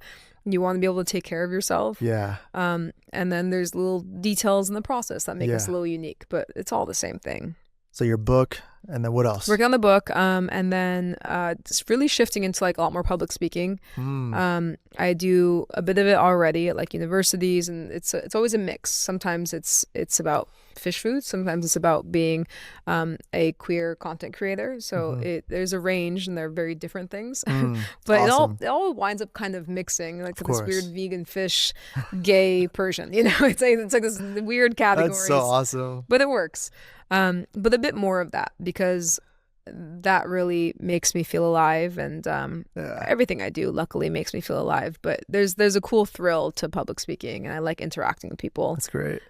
So hopefully a bit more of that, and I think I'll want to lean more into that as time goes on. It's awesome. And hopefully, somebody takes my place very soon in the content world. That's 10 times cooler than me. I want the Zoya 2.0 that's so much cooler and more well-spoken. No, but you are you. I'm me. You are you for you. People like you for you. I will be around. Yes. But I think that what I'm trying to do is inspire the next version that is just so much better and so much cooler, and you're probably out there, and I'm so stoked to see you on screen soon. If there's a tangerine, peel it. Tangerines are too easy. You do a grapefruit. Grapefruit. Do a grapefruit. A pomelo. Yeah. Oh my gosh. Okay. This is something super random, but I saw on your page, I saw that the chef from the food channel, is it Emerald? How do you say his name? Lagasse. Yeah. He follows you, right? Have you collabed with him in any way? Yeah. It's actually going to come out next week. What is it? We just went to New Orleans like a couple of months ago and shot a whole thing with him, like a whole YouTube series. What? Yeah. Well, we're one episode. I'm an episode, Alex an episode. Which is awesome. So crazy. The clip comes out next week.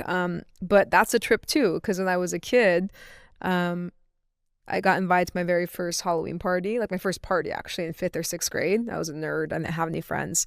And I was like, oh my God, I want to go to this Halloween party. I don't have a costume. And so I throw on an apron and I go as Emerald. Like, he was like the most famous chef on TV, He was like the main one I knew. So I had like obviously watched him a lot growing up as a kid. And then they did some episode segments with like a handful of creators, and Alex and I were chosen as some of them, and he's just so iconic, That's awesome. He's so cool. He's the man of New Orleans, and like his son now is starting to take over a lot of his culinary stuff, and he's a really talented chef. But it's just so crazy. It's so crazy to like see someone that you grew up watching on TV standing next to you making something. And I actually, as part of the show, I challenge him to make a dish with his spin on it, and the dish is tahchin. What? So you gotta watch it. Wait, where can we watch it? It's gonna come out in the week. Like where? On like his YouTube channel. Amazing. Yeah. I have a crazy story about him. It's not really a story, but it's like a crazy thing in my life, and nobody knows this. Well, my fiance knows, but nobody else knows this. So when I was a kid and I used to think about what God looked like, I thought of Emerald. What? I don't know why. To this day, I don't know why. But when people ask me like, what does God look like? I picture Emerald in his chef outfit. I'm like, that is what God looks like. What? I need to tell him this. If you could tell him this for me, like, that is crazy. It's so weird. Yeah. But, like, I don't know why. I don't know if I was a kid and maybe I was like 2 or 3 years old and I was watching the Food Network and they called him like the food god, and that when they called him that stuck with my head. But my image of God is Emerald Lagasse. It's crazy. It makes no sense. He's gonna love that. He's literally listen. A lot of people feel that way about him, so it's probably like pretty God, accurate. like our upper higher being. That is crazy. It's crazy. That is. I need wild. him to know this. Yeah, if I talk to him, I will tell him. The next time I see him, I'm gonna tell him. I want to shake his hand and be like, "Thank you for being my." He's such a cool guy. He's really funny. Yeah. Okay. Well, I'll write that in my little notebook. I need to tell him that he is God. I need to like talk to a therapist or someone to help me unpack where that comes from. Like, why him out of all people? I don't know. He's a cool guy. So it's okay. There has to be some like weird energetic thing between him and I in like some weird universe that maybe. Okay, well then you're really gonna like the episode. Just me and God hanging out, making his version of a tahchin. So it's godly tahchin. That's probably the best tahchin ever. It's his spin. It's really fun. I'm curious to see what his spin is, because tahchin, you can only do it so many ways. Well, it's his version of a tahchin, so it's very different. Yeah, that's cool. Awesome. I'm excited to see that. Watch me and God. That's awesome. That's awesome. Well, I just want to ask a few things before we wrap it up. One of them is, for anybody who wants to get into content creation, what can they how can they expect to make a living out of it, and how much can they make? Like real talk, You have to find the thing that you are uniquely good at first. If you're just going to try to be for everybody, then you're kind of for nobody, right? So having a niche helps. Mm-hmm. It cuts you off from certain things, but it helps. Like my thing was the fruit peeler, right? And like, how deep does a niche need to be? Sorry to cut you off. Like as deep as you want to be, but it should be a thing, right? It should be a category. If you're into fashion, you're a fashion content creator. Food, lifestyle, travel. You're deep though. You're like, because you're not just food, but you have the fruit thing and you have the Persian angle. And, yeah. Well, now it's morphed into a lot of that, but in the beginning, it was just fruit peeling, telling stories. Got it. But mostly what I'm doing, if you boil it down though, is storytelling. Mm-hmm. Every now and then there's just like funny fruit peeling videos, but it's always some sort of food related thing. Does that cut me off from certain things? Yeah, I don't, do you see me doing any shoe deals or fashion deals? No, like it's usually food brands, right? Sometimes travel, lifestyle brands, but the thing, it's just like, just find the thing that you care about, because guess what? Until you start getting some followers, it's just pretty thankless, hard work.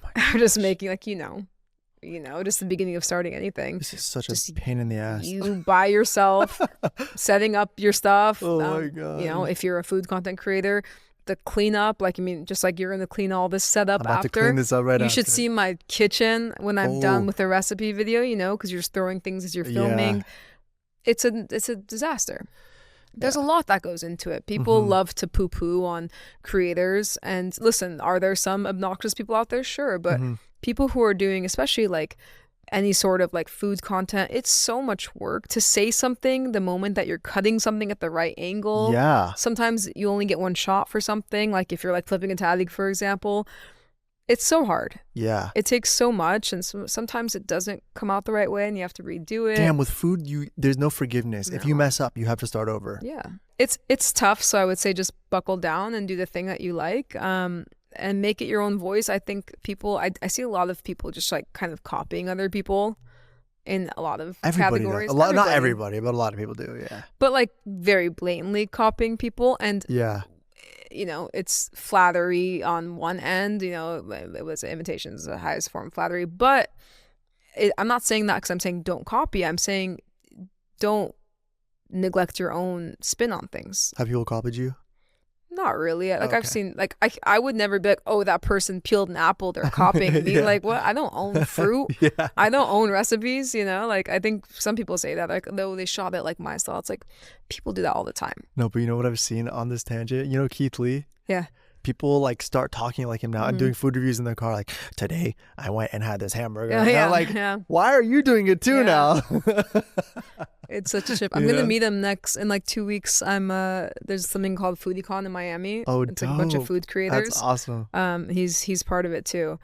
I'm excited. The average rate on it's really hard, because like even to this day, like for me, sometimes it's like a really small brand that like wants to work with me, and I know they're a small brand. I know it's like one guy or girl like launching this thing out of their thing, and I can't go to them and say, pay me my rate that like, I'm going to charge like a Nestle, for example, right? Nestle's different than like a startup a big corporation is going to be different.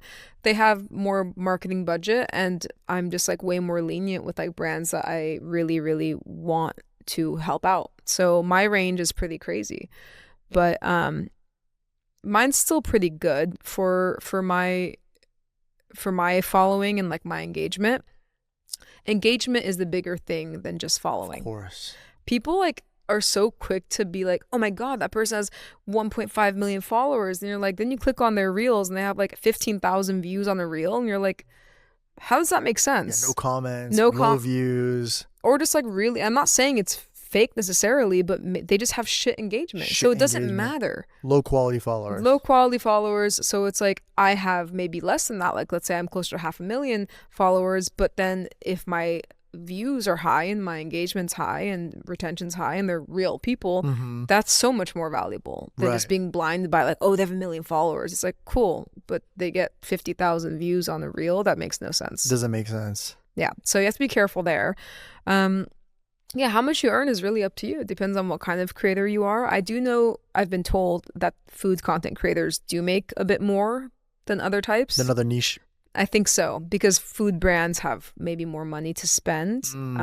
It's just such an organic fit too. Yeah. Just like for a fashion influencer, obviously it makes sense for a brand to do stuff. If you're a bean company, like it makes sense to work with a food content creator and have them use your beans recipe, and it's not weird, and it's not like, it feels integrated. It is. It's literally one of the ingredients that we're using. So amazing. It's easy to pump it in. But yeah, once you get a following around my size, it's normal to make anywhere from $5,000 to $20,000 or $30,000 for a single video. Yeah. It's a wide range. It's a really wide range. And you'll get hit, and what happens is you start to get an idea in your head of like, okay, I'm worth, for example, $10,000 to $15,000 like for a video. Like you'll get that number in your head, because you'll get things around that. Is that because people are coming to you asking for that, or how do you get to that conclusion? You'll start to just get enough deals of people tossing you numbers around that range. So they come to you with that. Yeah, they'll come to me with that, right? And then for a couple of months back to back, you'll start getting stuff around the 20 range. Interesting. And then you start to say, my minimum should be 20. Got it. Because now I'm getting busier and I only want to do things for 20K. Yeah. And then you will shoot down people who offer you, let's say, 7 or 8. Yeah. Because you cannot just do deal after deal after deal. There's, demographic fatigue. People will start to unfollow you. People don't like seeing ads. And ads don't perform well. They never perform very rarely perform well. Is the goal for a brand to get visibility or to actually make sales? Usually it's visibility. Right. Like they're not expecting for you to, if you post like a cheese product, to sell the cheese, right? They would like that. And, I mean, they do, of course. But I'm saying that's not like based, like they don't pay you more or less based on that, right? No. I mean, there's people who do like affiliate or like commission-based stuff, but I don't. Yeah. What they're doing at this point, if a brand's working with like me or like someone like Alex, it's really you're paying for someone's likeness.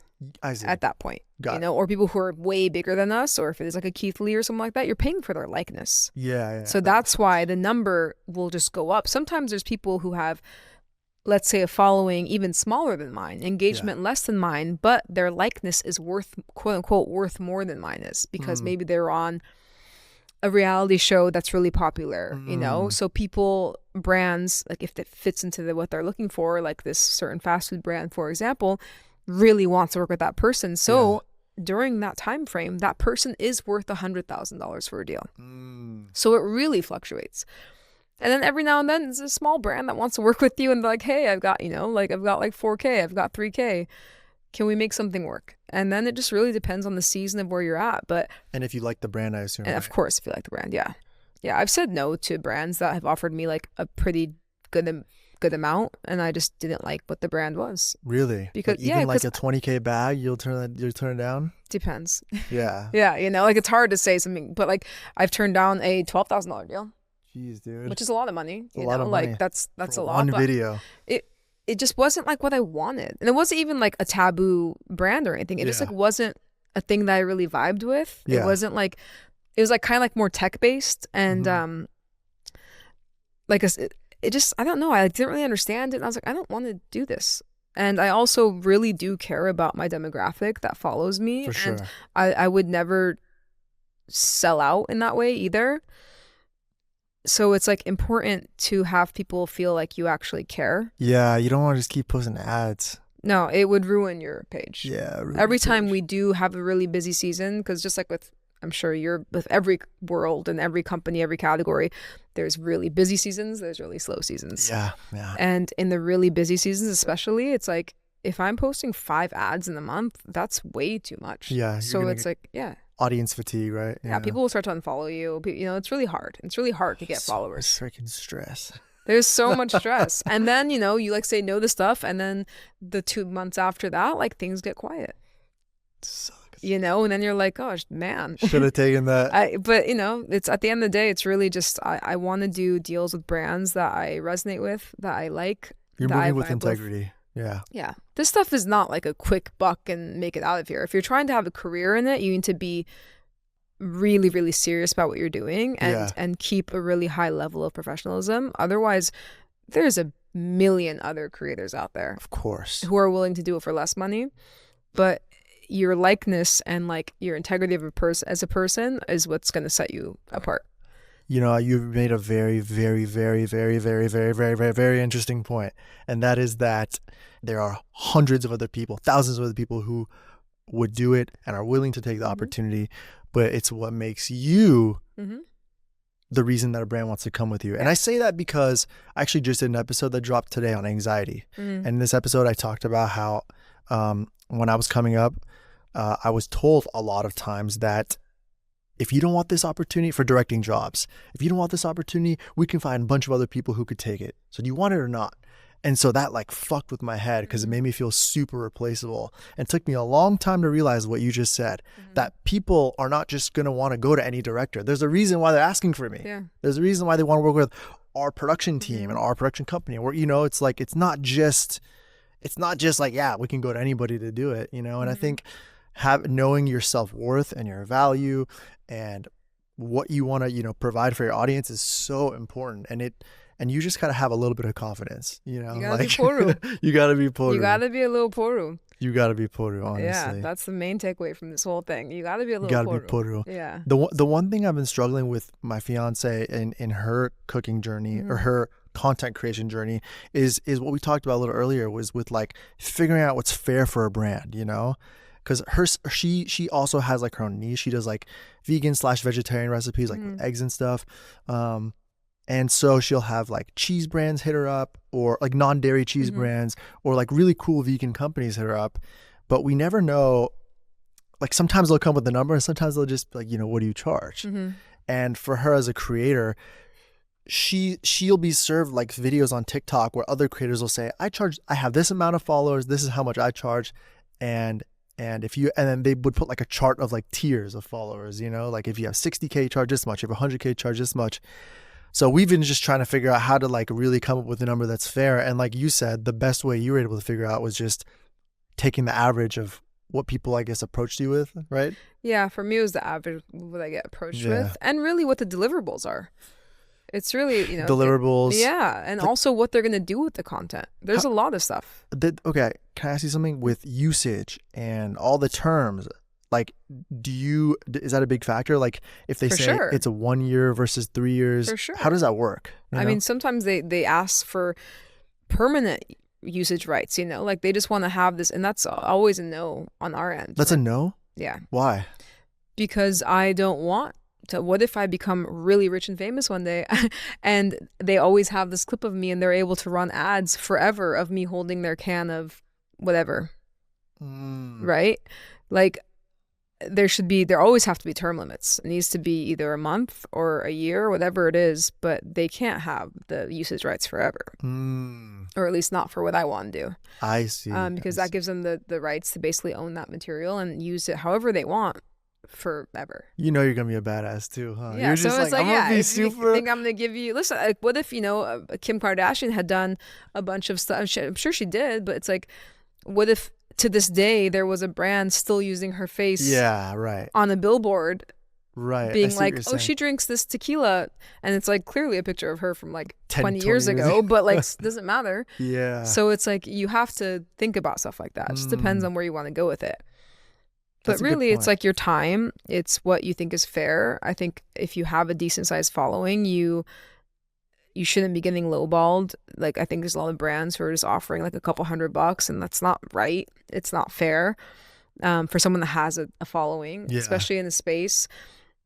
It depends on the engagement. You know, it's very fair to offer $1,000 or $2,000 or $3,000 or $4,000 if the engagement is on the lower side, but it's still a good video and it can be used per video. You're saying per video, yeah. If it can be used for something, then those are really fair numbers. And content creators don't really talk about how much they make that often. They don't, because people love to jump and attack them and say, oh my God, you make $30,000 for a video, because first of all, they presume that means that every single video that you make, you're making $30,000, which is probably true for some people, but it's not true for me. Then they think that you don't do anything for that 30 grand, right? And so therefore you don't deserve it. And it's like, well, if someone's making 30 grand for a video, they have a substantial following, right? They have hundreds of thousands, if not 1 million followers that they spent a lot of time getting and taking care of and being good to in order to keep these followers. They made the video. They produced it themselves. They shot it themselves. They cut it themselves. They bought the ingredients themselves. If you're having bigger deals in like the 30K, you probably have a manager, because it's pretty rare for people solo to get really big deals. Not impossible, but so it's valuable to have a manager as long as they're good. As long as they're good. Okay. Yeah. And you need to have like a good amount of inbound. Otherwise, it's not necessary. If you can do it yourself, then do it yourself. But there's things that managers are good for. And there's good managers that only charge like 10 or 15% too. It doesn't have to be 20%. So a good goal is 10 or 15%. You need to have inbound, meaning people need to be hitting you up first. Yeah. And they need to be able to get you stuff as well. Yeah. Otherwise, they're just eating off you. They're just eating off you. Yeah. Okay. And they need to. So yeah, someone, again, using $30,000 for a deal as an example, that's a big creator. Like, that's a big number. Most deals are not in that range. Got it. Right? You know, most deals, I would guess, from what I've seen and learned and talked to people about, I do think most deals fall like under 10K. And then there are people who are bigger, or their likeness is really valuable, and they are able to get bigger ones in the 20, 30, 40, 50. And then the next level is people who are really, really, really big. Then you're talking 6 figures. That's like Keith Lee status. That's Keith Lee. That's Alex Earl. That's people like that. Oh, yeah. You know, like, I don't know if it's true, but I read somewhere that she charges like, I think 400 or 500K for a single deal. Jeez. But you know what? If she can sell the product and it's a thing that works in her demographic, it's worth it for that brand. For sure. I also think as long as the content creator is good and making good stuff, I think it's a steal for the brands. For sure. You are in this line of work. If I'm Kellogg's cereal and I want to promote this new raisin brand and I say, hey, I want a commercial. I want to reach, 2 million eyeballs. Produce this commercial. You know exactly how many people you have to hire, right? Yeah, traditional way is expensive and it doesn't convert the same. Traditional way, let's say they spend $300,000 on a commercial, they can give a fraction of that to a creator who can get their way more cereal sales. And that's what's happening. That's what's happening in the industry. Now they'll go to a creator, man, fuck the production. This guy can make it with his phone and we'll pay him $50,000. Yeah. That's 1/6 of the cost we were going to pay for your production. So they get 6 content creators instead. Exactly. And then they have way more reach. Way more reach. It's way more relatable, right? Because you see the person that you love and you watch all the time making videos now eating that cereal. So you're more interested in it. It's a lot of things are shifting. They're shifting, yeah. A lot of things are shifting. There are obviously still a lot of good commercials being made, but there's a lot changing too, though. There's a lot changing. Yeah. There's also a lot of terrible commercials. I don't really watch TV that often. Yeah. We were just watching like a sports game. Like my friends were watching a sports game, and I'm watching. You had commercial breaks. I haven't seen a commercial in so long, and like the commercials were terrible. They were so bad. Like, just, I can't even like pinpoint anything right now. Just like there were various things. There's a lot of issues with so that. Corny, so weird. And I was like, what is this? And I know that whatever that company was spent hundreds of thousands of dollars, if not close to $1 million. Yeah. What happens with commercials is there's middlemen, like there's an agency in the middle. So a lot of times, like, it's not like we're always going to go direct to Nike. Nike will hire an agency, then the agency will hire They do that with us too. Same thing, right? So a lot of times the agency will come up with a creative. And what happens is in this process of formulating the creative, it'll become so politically correct. And then not just that, but then multiple people will combat their ideas in the agency, because there's like a bunch of people you have to run the concept through, like junior creatives and the executive creatives, and right. And then so now there's too many cooks in the kitchen, too many conflicting ideas. Everybody wants to be safe, politically correct. And so then you get a concept or an idea or a commercial that's so bad because it's been filtered too much, you know? It's just like, that's what happens basically. A form of that happens with us too, where they will come at you with again, let's use cereal as an example. And they're like, here's a cereal. And like, we want to be this sort of theme. And you're like, why? You know, or like we really need you to say these 2 lines. And you're like, these are really unnatural sounding lines. And exactly like that too? Every now and then most brands I work with are so amazing and give me almost all creative control, which is the right thing to do, because if it's my audience watching, you know what's best for them. I know what's best for them. And so I will push back, and then my managers will push back a lot too. And I've said no to deals because of that too. They want something said a specific way, and I'm like, this is gonna flop, and everyone's gonna hate this. And sure, am I just gonna take your money and walk away? I don't want that. Yeah, I don't want to have something on my page that I'm like embarrassed of, because it's like, it sucks. But you know, at the end of the day, it's their money too, though, and they have a certain thing that they're trying to get done. So I don't fault anybody for it, but that's not, you know, every time I've just fully had creative control, the video's done really well. It's like really, really well. And then when they insist on certain things, the video doesn't do as well. I see. But, yeah. I know there's politics though. There's like certain companies, certain corporations need certain things written in a certain way. Like they need it formatted in a certain way. Like that's beyond my control. That's too old school. It is archaic way of thinking. It is. I don't know. It's so weird. And there's like different rules with like the FTC and like certain ways you have to disclose things, and it's all just like, again, it's the wild, wild west. And honestly, however you can secure brand deals that make sense for you and your audience, that are authentic, go for it and make really good content. The motive really should be, and I learned this from Alex, the motive should be, how do I make the best video I can? Yeah, totally. How do I tell the story the best? How do I make the brand look really good? I've watched Alex film videos, spend all day doing that, you know, so much stuff. And then at the end of the day, or like when she's doing all the edits, she'll be like, you know what? I'm going to reshoot it. Love that. And she doesn't have to do that. So awesome. And she doesn't have to. She doesn't have to do that. But she's so passionate, and she knows what's good. She cares. She cares, yeah. And guess what? When she reshoots it and she winds up posting it, it knocks it out the park. That's awesome. And it's not like, if I were to watch the first version, I'd be like, oh, that was great. Yeah. But she knows it's not. Yeah. You know, she knows it could have been better. And so I adopted that as much as I could too. She's better at making videos than I am, for sure, because she's done it for so long, and she's so amazing to watch on screen. I'm not saying I'm not, but she's just so good on camera. Alex has done a lot of camera work. And we'll do more, like she's made for that, you know. I'm way more reserved, you know. I'm still kind of warming up to it, but we have a very different audience, you know, regardless. But brands love her. They love her energy, and you cannot fake Alex's energy. No. I can try.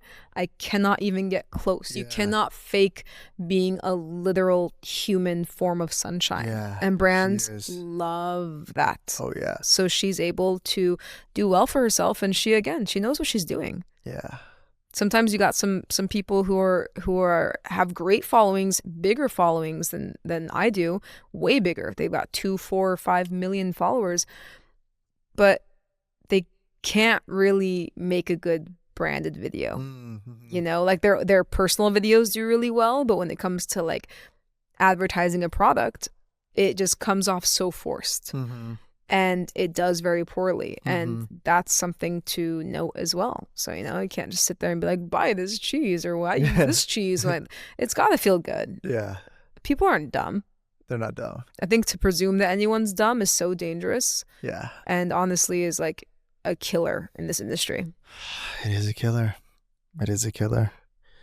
That reminds me of when I was shooting my recent episodes for all my solo episodes for the pod. I do on my own. So I just set up the cameras and I shoot them. Yeah. And so far, every single solo episode I've done, I've reshot it because I hated it the first time. Aww. But I'll do it like later. Like I'll shoot it and I'm editing, kind of like what you told me about, what you just said about Alex. She goes and she edits, and when she's done, she's like, I want to redo it. I've kind of faced that myself, but it's okay. It's a part of growing and knowing how to make the content and knowing what's right for our audience. I mean, I don't really have an audience yet. It's a small one, but you know, like you're still learning, you know, you're still learning. I just looked at it today. I mean, to have almost 10,000 followers, right? It's been only 2-3 weeks. That's crazy. That's pretty cool. Normal at all. That's rapid growth. And no, I haven't spent any money to like boost anything. Actually, in the beginning, I did like spend like $50 for like one post, but nothing else. Everything's been organic. That's amazing. You should be so proud of yourself, because it's not easy to get that. Getting followers is so hard. It's hard, huh? It's so hard. I'll have random videos go mega viral, like tens of millions of views, and truly from that, I still only get like a few thousand followers. Really? Yeah. That's insane. Like it's really slow. What a weird algorithm, huh? Growing is really slow. Yeah. I mean, a video going viral doesn't mean that people are gonna follow you. Yeah. Sometimes a video going viral just means that enough people are talking shit on it. Right. You know what I mean? Like people are having weird conversations. That's true. But yeah, no, you've produced such quality work, and it's so important. And I really, I mean it. Like you should be so proud of yourself. I appreciate it. We're getting there. Yeah. I'm learning from you both.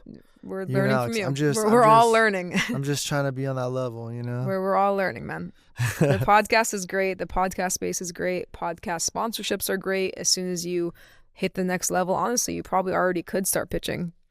Should I hit up brands? You should. Should I hit up like camera brands or like memory card brands? Yeah, I mean your first couple of guests are already pretty famous.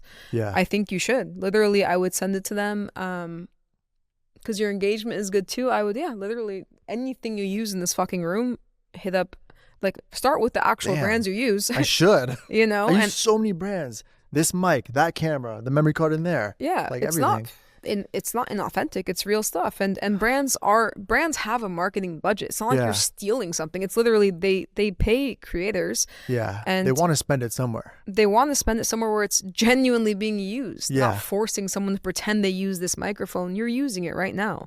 So if you could get a sponsorship from it, it's amazing. And you can. I would just hit them up. Just shoot them a DM, or if they, don't have a good social media following, find their website. On the website. It doesn't take that long.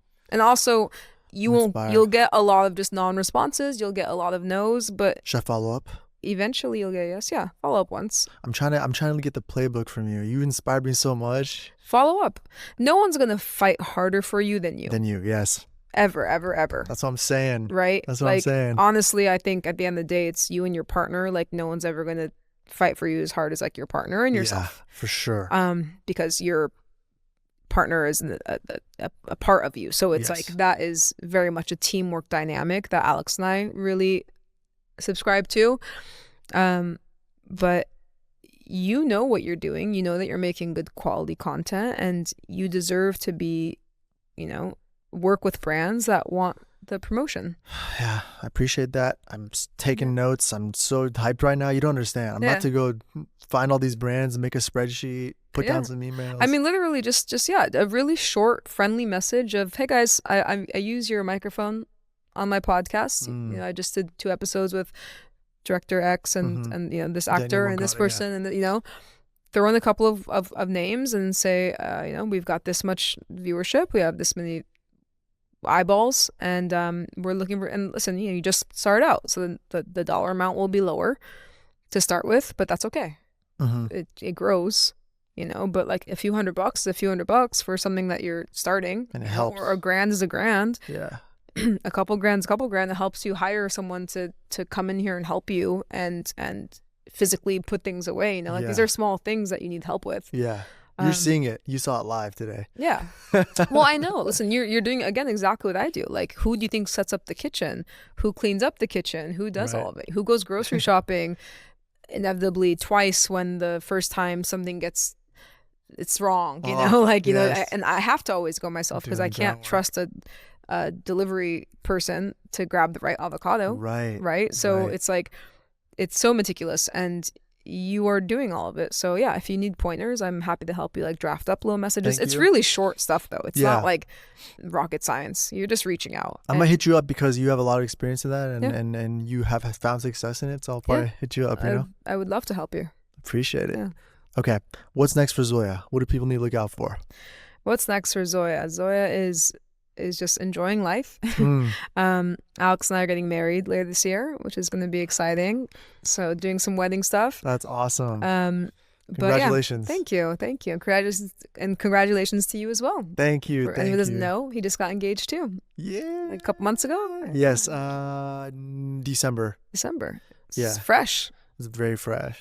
Just a couple of fiancés here. Yeah. When did you get engaged officially? We got engaged in May. Dude, it's so awesome. Yeah. It's fun. Fiancé's fun. I like that. Did you find a venue? Yeah. You did? Yeah, we're doing Mexico. No. Yeah. And your family's going to all fly out there? Yeah. It's an easy flight from here, actually. Is it going to be like a big size wedding or like medium? Not like Persian big, but I think like 120. That's good. Yeah. We're kind of in that dilemma right now. You can go Persian big, or you can like scale back and then. Depends what you're doing. Like where it's fucking expensive. Dude, it's expensive. It's really expensive. I mean, you would think like Mexico would be cheaper, and it's not really. It's not really, huh? Because when you factor in hotels and flights and whatever, travel, Yeah, we just wanted to be a destination to just like have it be kind of fun and different, without it being like super, super far.